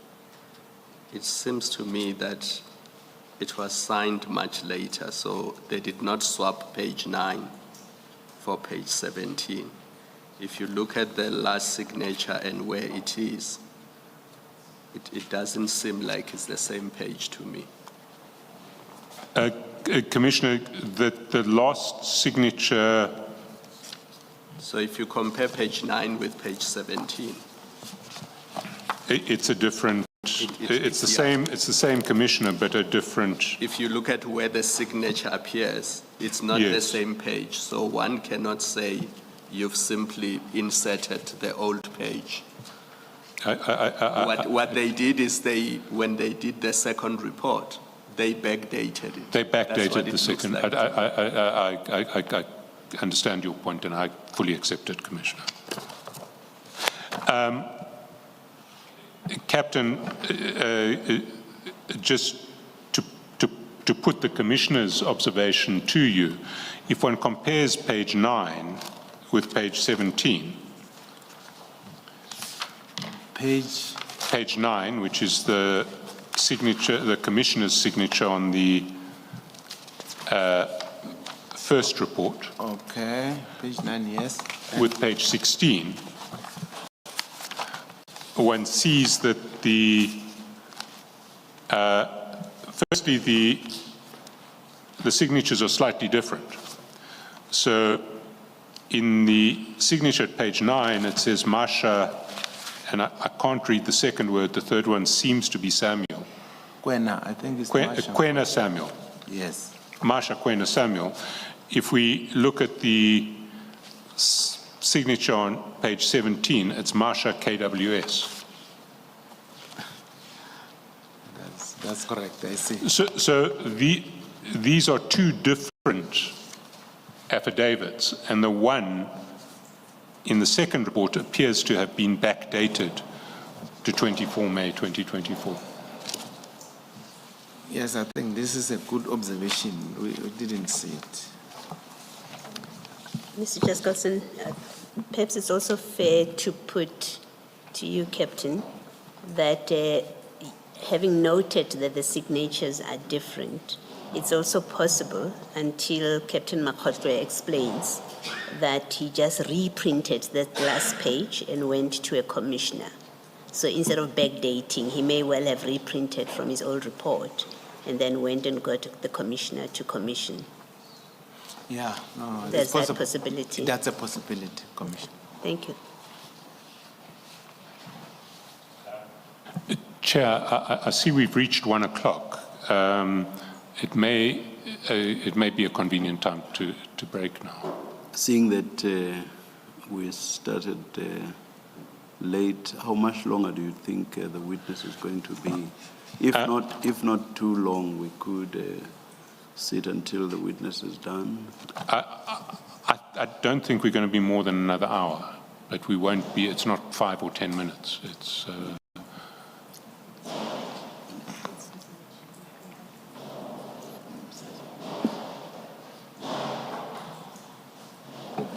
Let us adjourn and resume at 2 o'clock. thank you, Chair.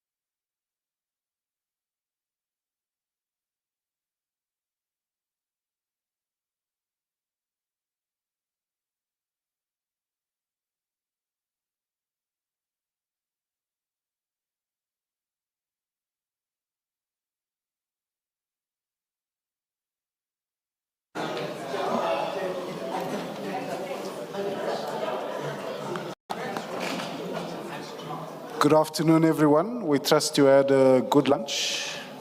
We're about to resume. Cell phones off, please. Thank you.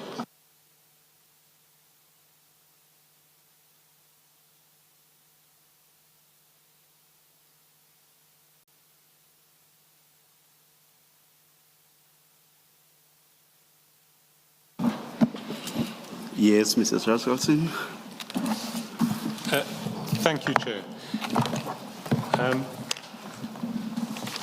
Captain, we had finished dealing with the second report of Captain Makgotle, MQM2. Can we now go to the third report, MQM6, which starts at page 36?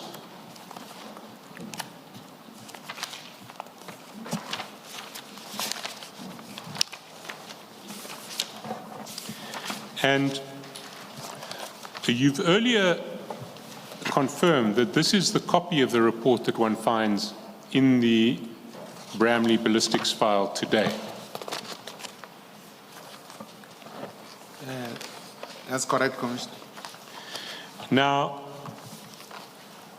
we have been through that report, and it seems to us that there are only two differences between that report and the second report. The first appears on page 38. If you go to page 38. I'm there. And there you'll see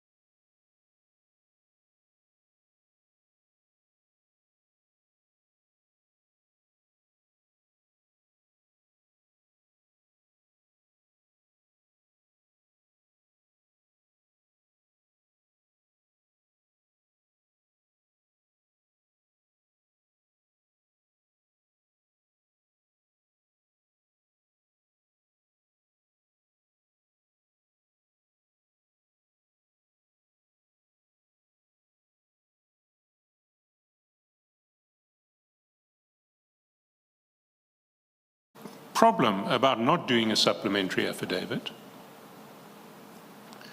is twofold. The first is it looks like there never was an error because one has backdated the third affidavit to 24 May. So it looks like this has been what he's saying, he has said all along. What's your comment on that? Do you have a comment on that? Would it not be accurate that if the reader has only the latest version of the affidavit? That is correct. Yes. That is correct. Obviously, if the reader has all three versions, the reader would see that this is a work in progress. But the second error is that the whole point about a supplementary is to highlight that there was a mistake and that you have corrected it. That's correct. If you do this version of rewriting your affidavit and backdating it to the date of the original affidavit, you are concealing the fact that you made a mistake and have now corrected it to the reader who only has this document. Yes, Commissioners, because at the end of the day, that report that you have rectified needs to go to the IO. So if you rectified using the backdated one and you don't give it to the IO, it is going to expose you, because the IO will be having an affidavit or a report that will have mistakes that we have corrected on the affidavit that we're having on your file. And which affidavit is the affidavit likely to go to court? The affidavit that is going to court is the affidavit that has been collected already by the IO. So that affidavit is going to court with its mistakes, but then the mistakes that were corrected is in the file. The correction, the right report is in the file. There's one last issue I want to deal with in relation to these successive reports, which is that if one goes back to the review reports, paragraphs MQM 7 and MQM 8, pages 48 and 50,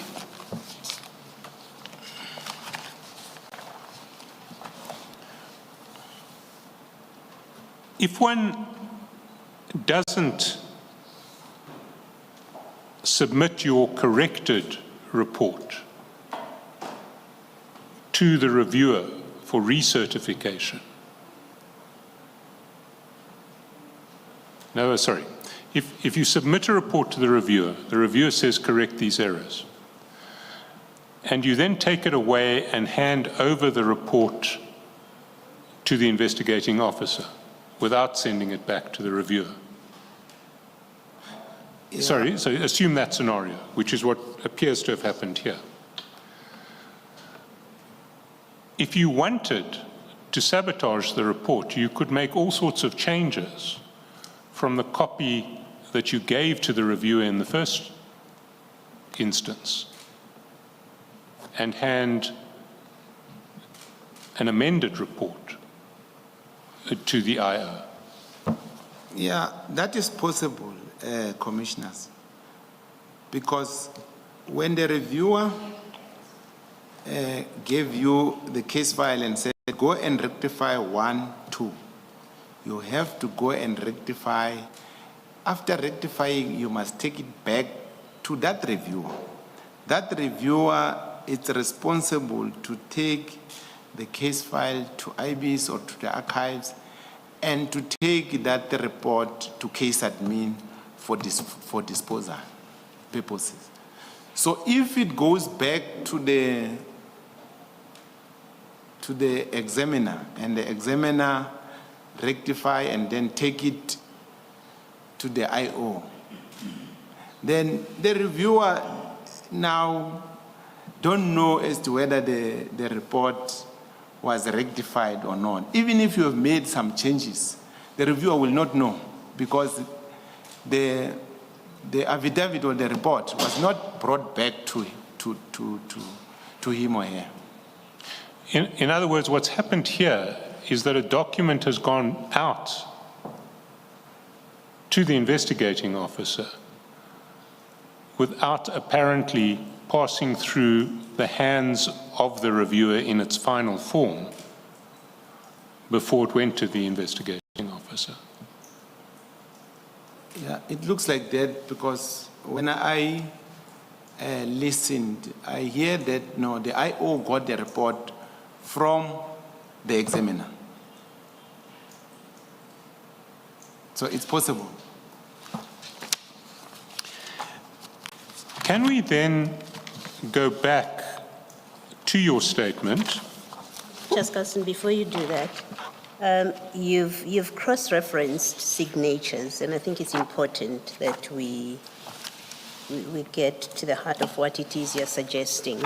You've cross-referenced Captain Makotre's signature at page 42 and the one at page 16, which are different reports, and you've said in one of them that's a new signature. I think you said the one at page 16 is a different signature. What is the big point that we are making? Are you suggesting it's not him that signed? Are you suggesting he sought to mislead with that signature? I think it does need to be clarified. No, Chair. I think it's the point that I'm not suggesting that this isn't the signature of Warrant Officer Makotwe. Yes. It's the point that Commissioner Kumalo made earlier, which is this is not that a replacement page was printed out. It's that a full copy of the amended document appears to have been printed out with the same backdated date of 24 May and then signed afresh at a third occasion. I understand. I just thought it needed to be clarified. I think that's Thank you. sufficiently clear. Thank you.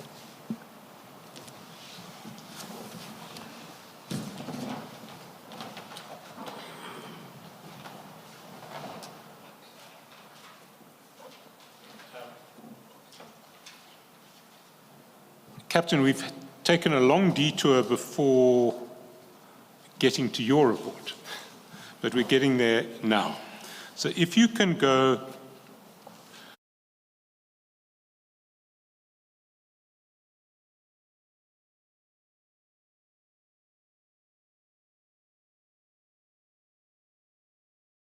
got this request on 3 June to compare the Bramley ballistics specimens with 5 other cases that we've called Case 2, Case 3, the Pretoria West case, Case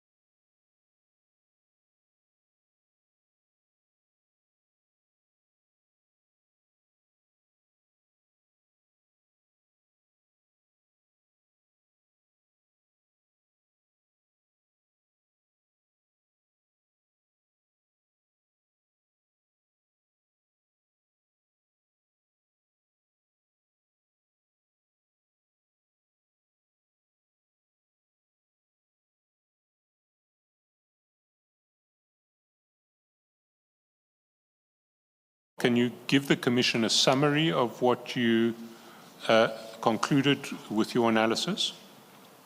I found that Bramley 149, that was the possession of firearms, is linking with the case docket. And remember that it referred to case 2, case 5, case 6. It's linked with 5 case dockets. It's linking firstly with case 2, and it's linking with Littleton, case 157 of 8/2022, and it's linking with Pretoria West, case 447/7/21, and it's linking with case 5, and also it's linking with case 6. And in paragraphs 12.1 and 12.2, you identify the specific links that you found. Can you tell the Commission what they were?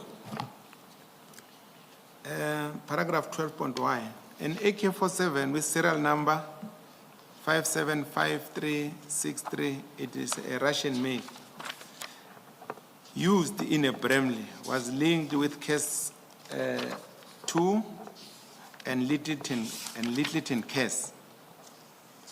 My comparative analysis established that this same rifle previously identified in the Bramley was also used at the case 2 and Littleton crime scenes. So what it means is that the AK-47 that was tested by Captain Mkhutwa is linking with the crime scene of Littleton and case 2.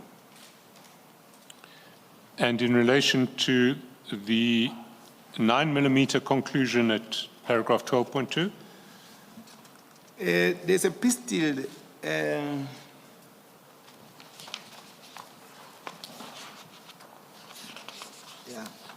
there's a pistol with an obliterated serial number. The make is Taurus. That pistol is the pistol that was tested at Bramley case by Captain Mkhutwa. And that pistol is linking also with Pretoria West case, and is linking with case 6. Let me get my notes aside.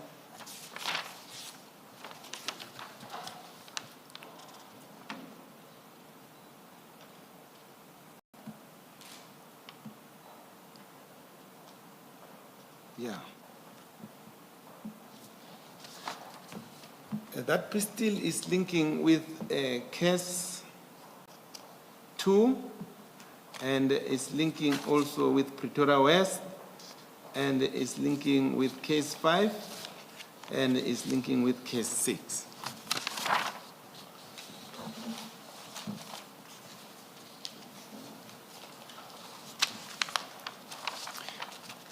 And if we go to your report, which is MQM3 from page 18,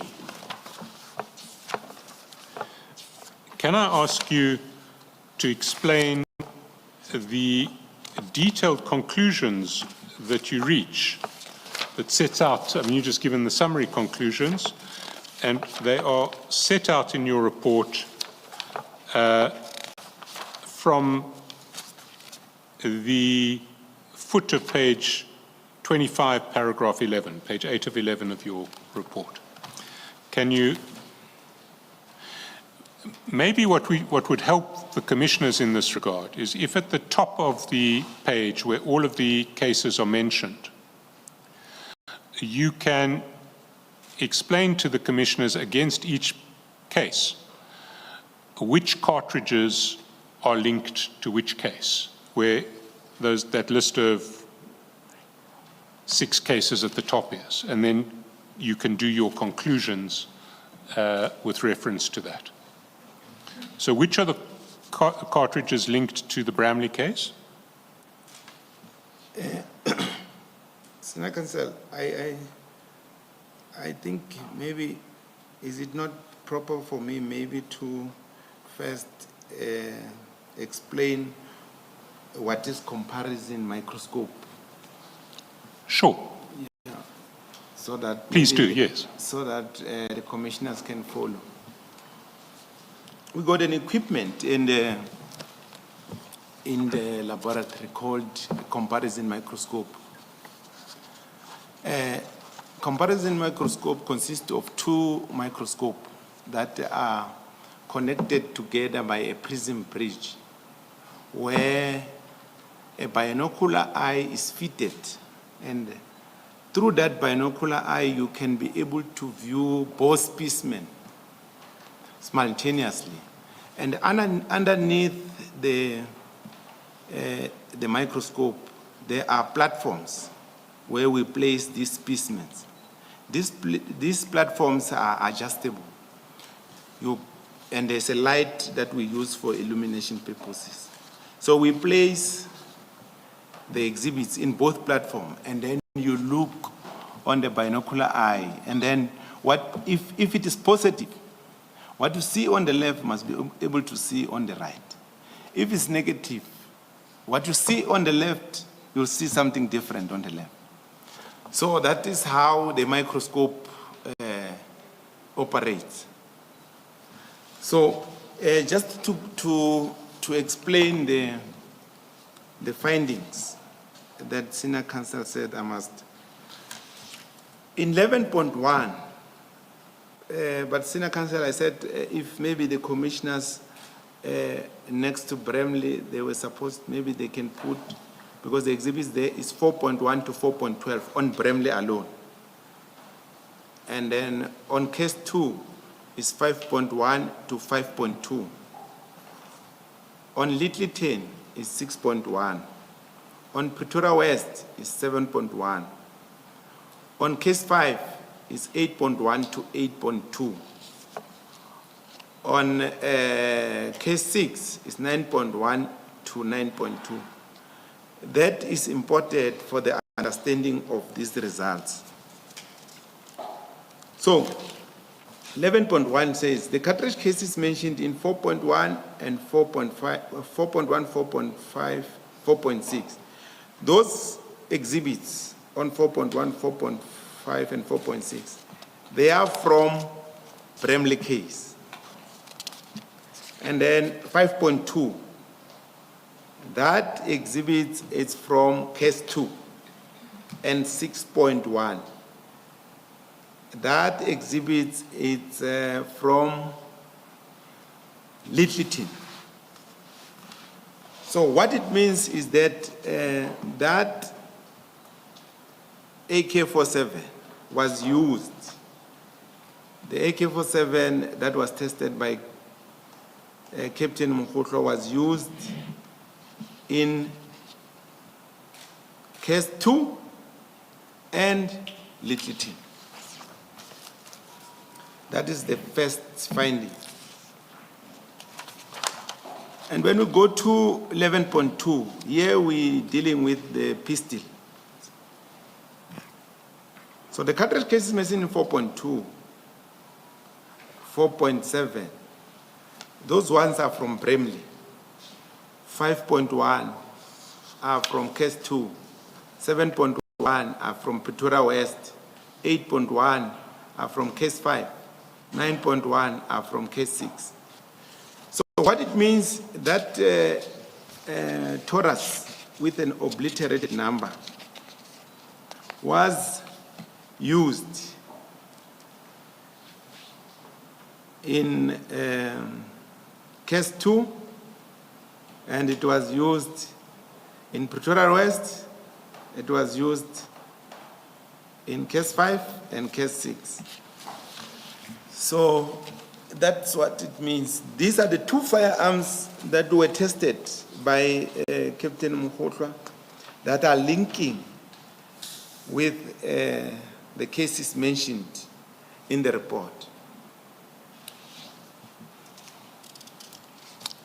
And your conclusion in 11.3? 11.3, the cartridge cases mentioned in 6.1, that is little tin, and case 2 were fired in the third firearm. There, commissioners, little tin, the only firearm that was used, the firearms that were used there are rifles only. So I'm just showing there that no, there's a link between little tin and case 5, but the firearm is not recovered. So in addition to the AK-47 that was seized at Bramley, Yes. there was another rifle that was used at Littleton, and is it case 5? Yes. That was not recovered. And was that also an AK-47? It's a 7.62 by 39. It's a, I can't say it's an AK-47, but the ammunitions that were used are used by the AK-47. It's a rifle that uses the same ammunition as an AK-47. That's correct. And maybe an AK-47 and maybe another rifle. That's correct.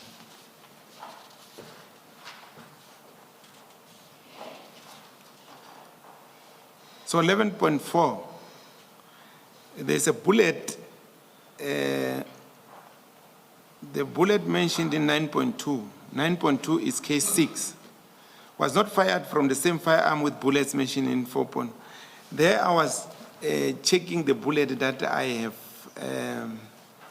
received at case 6 with the bullet, with the test bullet that were made by Captain Mkhodwa for Bramley 149, and it's negative.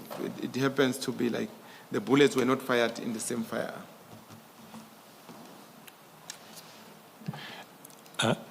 Thank you very much, Captain. From my side, I don't have further questions for you. Just one question, based on what was said by Brigadier Kabela yesterday. I hope my recollection is correct. In your testimony today, you say that you used the same test, I don't know whether cases or projectiles, but those that were fired by Captain Mkhodwa, you use them to do your own tests. Yes, Commissioner, I've used the tests that were made by Captain Mkhodwa. Test of bullets and test of cartridge cases. All right, thank Yes. you. If I understood Captain Kabela correctly, he said that to do a proper test, you must fire yourself, that is, fire into the tank and use what you have fired. And he said something like to use someone else's test bullets and test cartridges would not be proper because you aren't quite sure of the circumstances relating to how that other person did the shooting or firing. I hope, again, that my recollection is correct. Commissioners, what is happening is that when a firearm is brought to the laboratory, the person that is going to be assigned to examine that firearm will test that firearm. And the tests are going to be put on that case file. One of the tests will be sent to IBIS just to be put on the database. But the tests that are on the case file, any comparison with other cases, because the firearm now will be sent back to the station, and then from the station will be sent for destruction. So if an IO said, please compare this case with this firearm, he's not necessarily saying that you must go back and look for that firearm. He's saying that you must compare it with the tests that has been made when the firearm was initially brought to the laboratory. So it is incorrect. It is incorrect what he said, if he did say that. Also, to be sure that you are comparing apples with apples, you must use the very same bullets and cartridges Yes. that were ejected when the tester or the analyst did the original test. That's correct. Okay, thank you. And those tests after, they put them on the seal bag.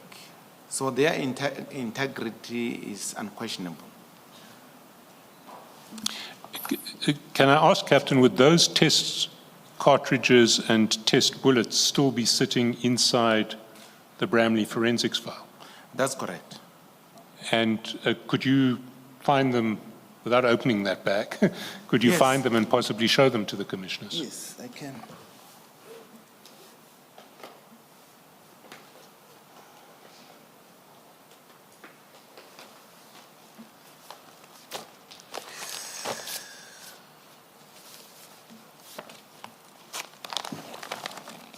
But now they are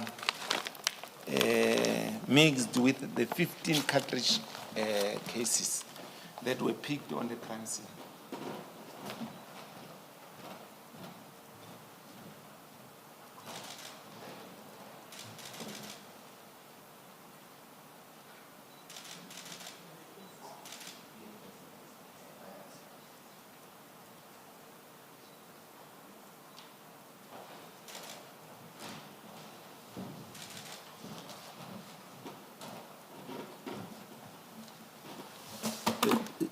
But just to be clear, my question though related to what the analyst or tester fires into a tank, as I understood Brigadier Mkabela's case.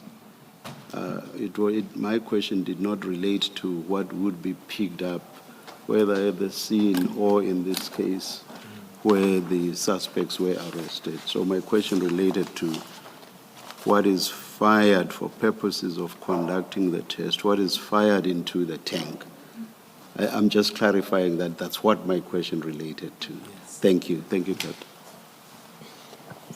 Captain. Captain, early on in your evidence and in your statement, you describe your role, and this you find in paragraph 3 of your statement. Firstly, what I want to clarify is that description of your role. Is it your role as a senior forensic analyst, or is your role in the PKTT as a senior forensic analyst in the PKTT? No,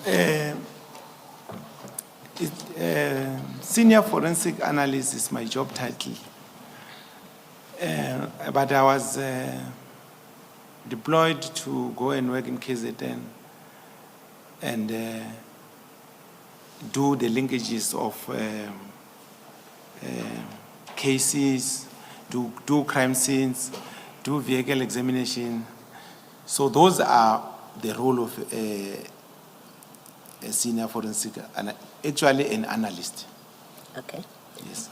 So the description you give in paragraph 3, that's a description of the role of an analyst.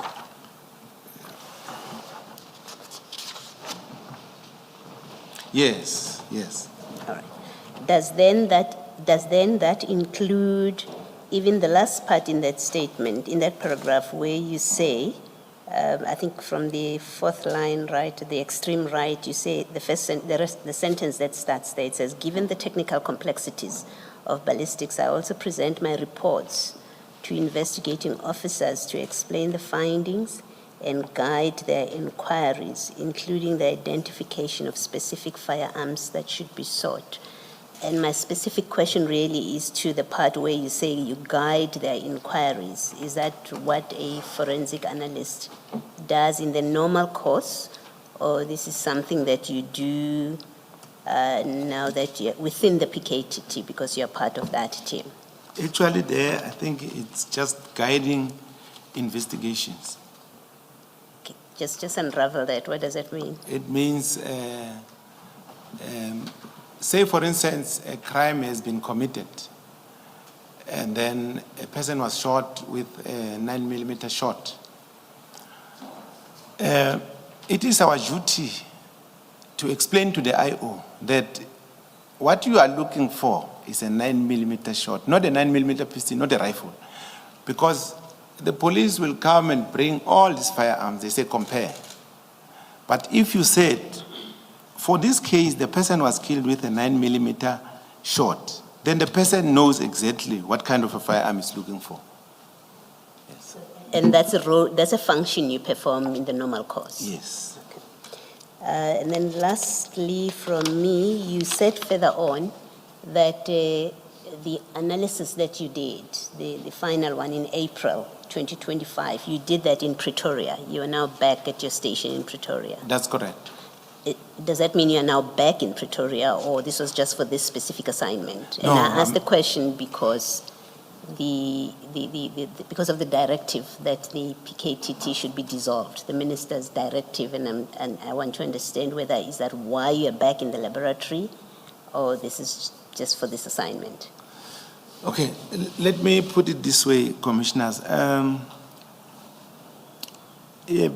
PKTT is not dissolved, but some members of the PKTT were sent home.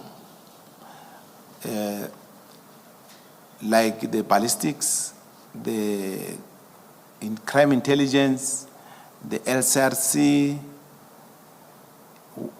the members who are left at PKTT as we speak is the detectives and the combat. Because the combat is there to protect the detectives when they go to court. Although even ourselves, from time to time, I fly to Devon to attend cases. But I am back for now. Now, given the function or the role that you were playing in the PKTT when you were assigned to the PKTT, now that you are out of that, you've been sent home, what do you say, or what would you say is the consequence of it on the work of the PKTT? What do they now lack, which they had while you were there on a full-time basis? PKTT lack now, I think, the turnaround time of the investigating the case. They were having everything in the palm of their hands. When they arrest a person with a firearm, they send it to ballistics. We are going to produce a report within a day or two. They need LCRC to go and collect the specimens. Same day, the case in ballistics. They needed crime intelligence to get evidence or information. And they needed, I think there's cell phone analysts also to do, if the cell phone is, they confiscate the cell phone, download the cell phone. And they need also, the analysts. So now they are no longer going to process things very fast to be effective as they used to be effective, because part of the disciplines are no longer part of them. Thank you, Captain. Thank you. Just to pick up on the Commissioner's question, assume the PKTT now sees a firearm. What's going to happen in terms of the ballistics examination process? They want to know, is this firearm linked to any of our matters? How will they proceed now? When they're now, meaning that they'll just have to take the firearm and send it to Amazimdot and wait for the report. And that can take time, but they can ask that, please prioritize this firearm. But then they will be asking, because there will be no people who are designated to do that firearm and give them a report at the same time. Thank you. Thank you. I just have one question. I'm looking at Brigadier Mkabela's statement You may not have it with you, so I'm going to read a section where he deals with how a ballistic analysis is conducted, just so that I understand what your role was in this process. In 24.5, he says the assigned analyst will complete and sign the comparison microscope results form to document the findings/results from the comparison microscope. And then in 24.6, so I'm trying to understand if what you do is what is set out in 26.5, 24.5, or 24.6. This is what he says in 24.6. An independent analyst will also conduct an independent microscopic verification on the same samples and exhibits. The independent analyst will then complete and sign a comparison microscope verification results form. Is that more or less what you did, or is it something different? Yeah, it's more or less what I did in this case. Yes, because I didn't want to confuse that with what the earlier analyst does. So I just needed to be clear that what you do is more or less the independent microscopic verification. Yes. Commissioners, because I was the one who was analyzing or was doing a microscopic comparison, I have compared.